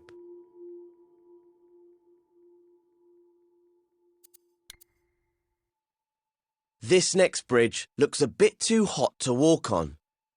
But Connie's a tough explorer and she's always ready for danger, so let's give it a go.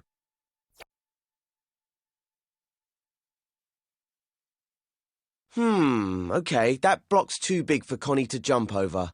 Better get her back to safety before it's too late. Let's switch back to edit mode and see how the bridge is damaging Connie. Move closer to the bridge and keep an eye out for any gadgets attached to it. Ah, there's one. A clockwork heart icon, so it's another health modifier. It looks like, instead of using a zone, this one is attached to the bridge. So whenever Connie walks on it, she loses health. If only that block wasn't in the way, she could make it across. But what if the block itself could lose health?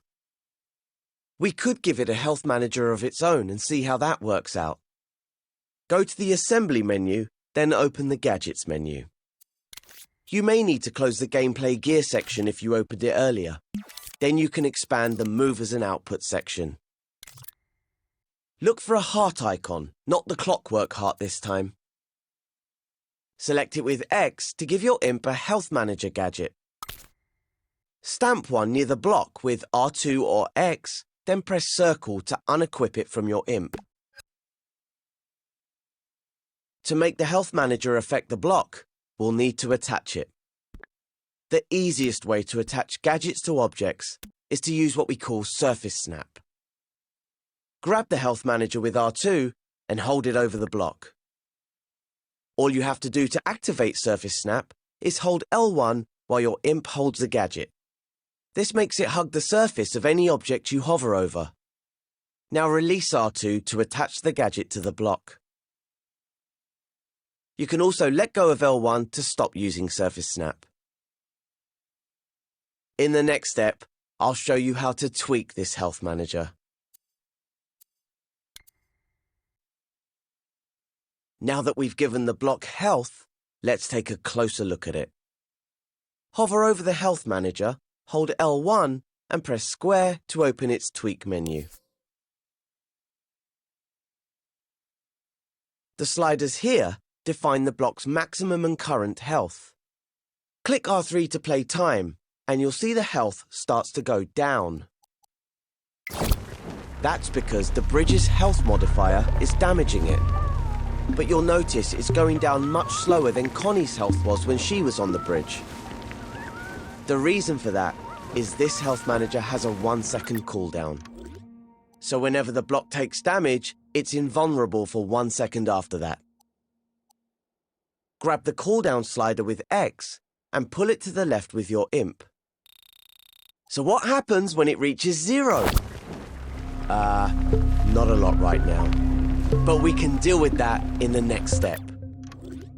For now, feel free to experiment with the health manager settings. Start time with R3 to see your changes, then rewind it with L3 to reset the health manager. Once you're done, you can move on to the next step.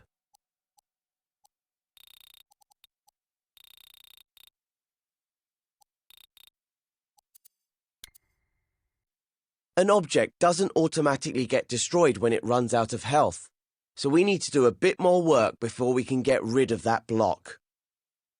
Let's take a closer look at its health manager. If its tweak menu is still open, close that first with L1 and circle. See the output ports on its right edge. Hover over the one at the bottom, the one that has a heart with a cross over it. This is the no health output, which sends a signal when the health manager is depleted. It can be used to trigger any number of things, but right now, we're going to use it to destroy the block. go to the Assembly menu and take a look in the Gadgets section. It may still be open from earlier when you selected the Health Manager. Look for a skull icon on a button in the Movers and Output section and select it with X. This is the Destroyer gadget. It destroys whatever it's attached to. To attach it to the block, we can use Surface Snap. So hover the Destroyer over the block, hold L1 to make it Surface Snap, and press R2 or X to stamp it. Now you can unequip the Destroyer gadget with Circle. OK, before we connect it up, let's just see if it works by clicking R3. Oh, it works all right. When time is running, the Destroyer activates and destroys the block. Rewind time with L3 to bring it back. We don't want the Destroyer to activate until the block's health has run out. To do that, we'll need to connect the No Health output port to the Destroyer's power. So hover your imp over the Health Manager's No Health output port and press R2 or X to create a wire. This will make power ports appear on the gadgets in the scene. Stretch the wire over to the Destroyer and connect it to the power port with R2 or X. Great! Time to test it again with R3 and see what happens. When the block's health runs out, it will get destroyed, leaving the path clear for Connie. But how do we know how much health the block has left? We could always look at its tweak menu, but you can't see that in play mode. So click L3 to rewind time, and I'll show you how to display health in the next step.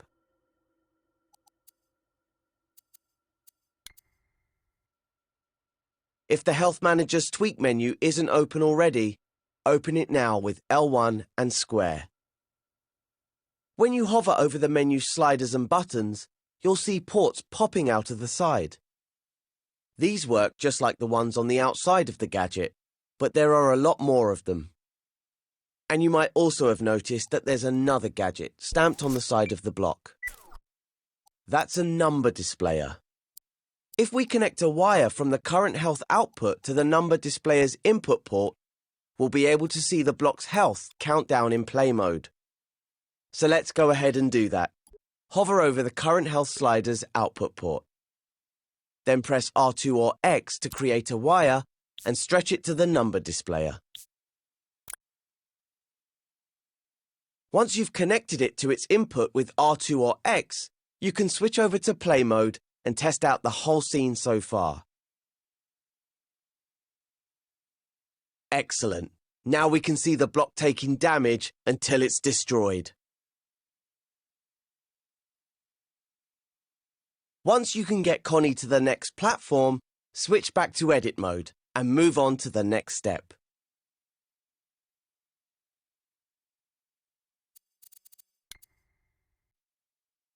Well, Connie made it through, but she's a bit worse for wear. The burn effect you see on her is triggered by the current health output from her Health Manager. It gives you a visual cue of her health. The more singed she gets, the less health she has. I'm not sure poor Connie has enough health left to make it across the last bridge. What she needs is a bit of healing, so let's create a healing zone where she can recharge. This green pad looks like a good place to recover. We can turn it into a healing zone by placing a health modifier on it, using Surface Snap. You've used Surface Snap before, so this should be no problem. Go to the Assembly menu and select a health modifier from the Movers and Output menu. It's the one with the clockwork heart on it, remember? Now activate Surface Snap by holding L1. Then attach the health modifier to the green pad. Now you can unequip the gadget with the circle button and open the modifier's tweak menu. We need to change it so it heals Connie. The health modifier is set to -100 by default, which won't do Connie any good. She has 100 health to start with, so that will take it all away and make her respawn. Grab the slider with X, drag it right, and set it to +20.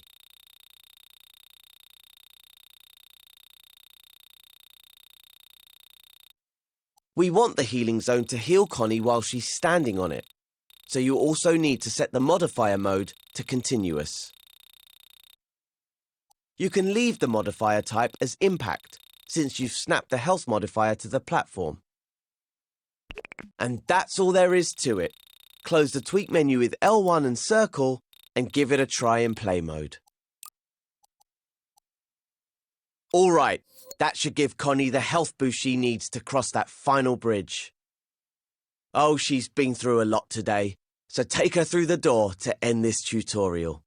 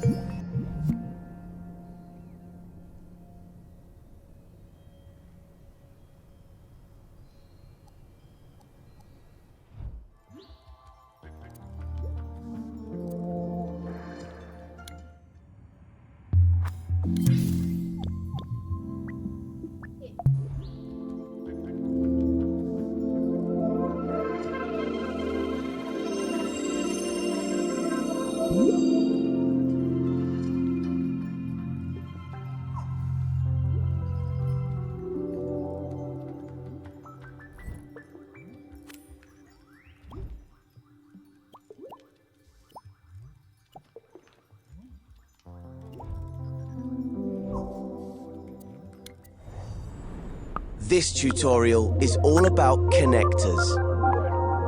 Something Cuthbert hasn't quite got the hang of. Connectors join objects together in a way that lets them move. We're going to use them to help Connie get to Cuthbert. First things first, though, we need to be precise when using connectors, so let's turn on the grid snap guide. That way, everything will line up properly. So, go to the assembly menu and open the guides section. Now select the grid icon with the X button. Now that grid snap is on, any objects you move and tools you use will snap in line with the grid in the scene. You can adjust how fine the grid is using the plus and minus icons on the button. But for this tutorial, it's best if you leave the grid size at 1. Now, let's see how we can make our way to Cuthbert. The best way to find out what needs to be connected is to play the scene and see for ourselves. But instead of switching over to play mode, we can start time in edit mode by clicking R3. Aha! Well, this is odd. The bridge has fallen down, but the second platform is still floating in place. Why is one object floating while the other is falling? Click L3 to rewind time. Let's check the bridge's tweak menu. Remember, tweak menus allow us to see and change the settings for objects in edit mode. Hover your imp over the bridge, hold L1 and press the square button to open its tweak menu. Tweak menus differ depending on what sort of object you're tweaking. The bridge is a sculpture. Sculptures are pretty complex things, and their tweak menus have lots of pages. To switch pages, use your imp to select the different tabs at the top. Maybe we'll find something on the physical properties page to tell us why the bridge is falling down. Its icon is a Newton's cradle, like one of those desk ornaments where the metal balls bash into each other. Select it with X. This page contains the sculpture's physical properties and attributes. There are lots of buttons and sliders here, but the one we're interested in is the top one. Aha! I thought so. Someone's gone and switched on the movable option.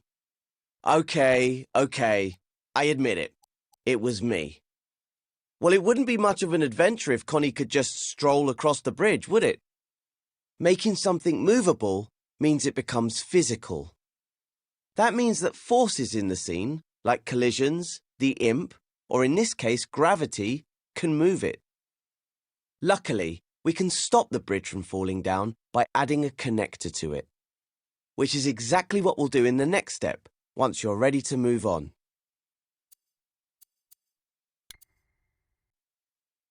So, all we need to keep the bridge from falling is a piece of string.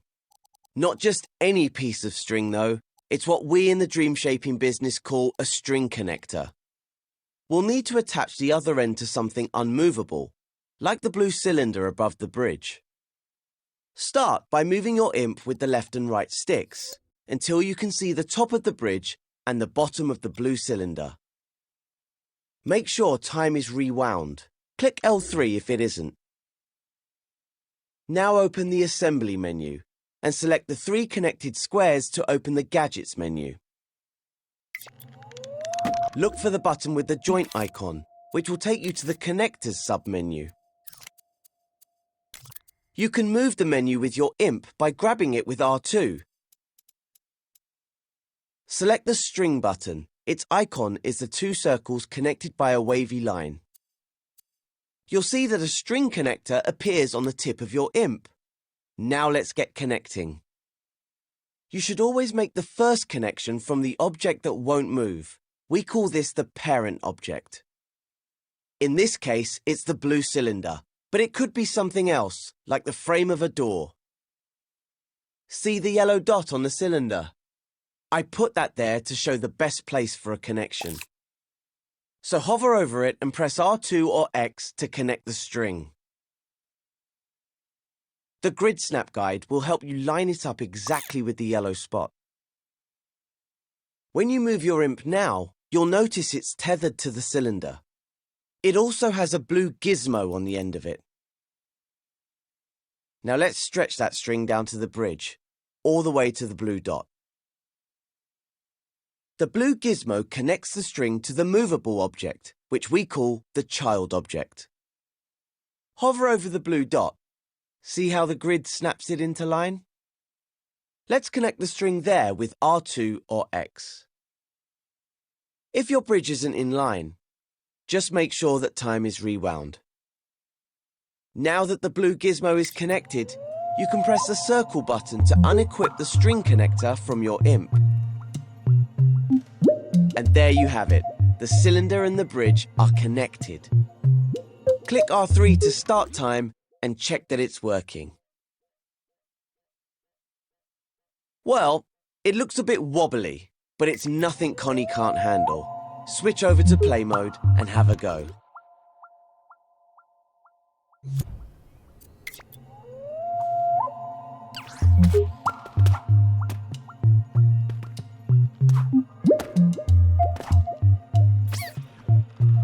When you can get Connie across the bridge to the second platform, return to edit mode and rewind time with L3.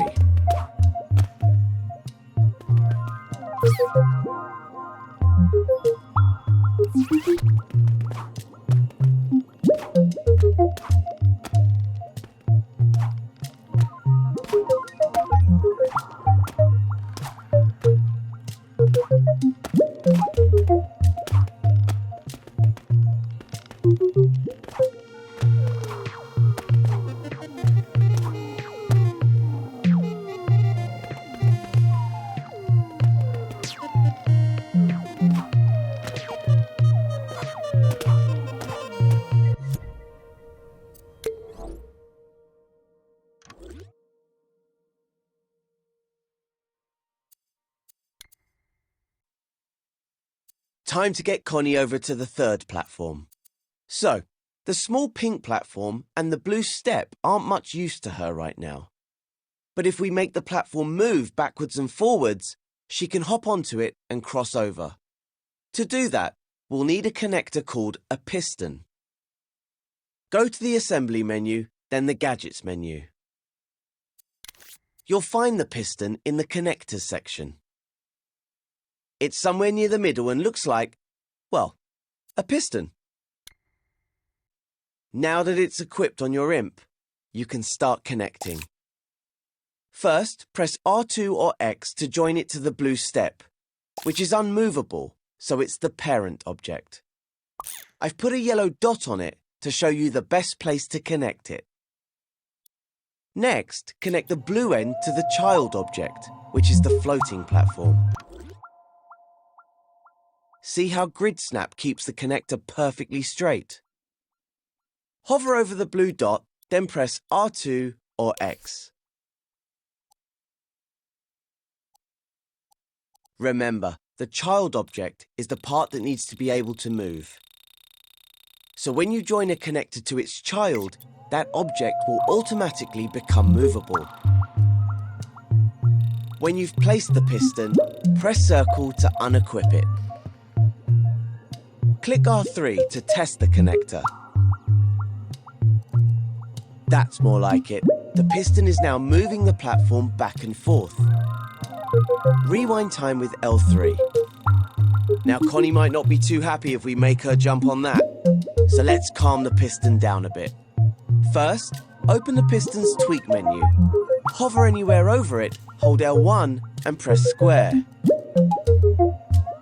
If the tweak menu blocks your view of the piston, you can grab it and move it with R2. This white gizmo shows the maximum length and speed of the piston. You can change the speed by adjusting the slider with the clock icon. That's the cycles per minute. Grab the slider by holding X over it with your imp and reduce the value. The further to the left you move, the faster the number will change. It doesn't need to be exact. Somewhere around 15 should do it. But if you want to get a more precise number, you can adjust the slider with the up and down directional buttons instead. Notice how it's slowed down now. Click R3 to see it moving the platform. When you're happy with the speed, close the tweak menu with the close button or use L1 and circle.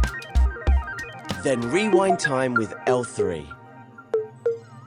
Time to switch over to play mode and test out the scene so far.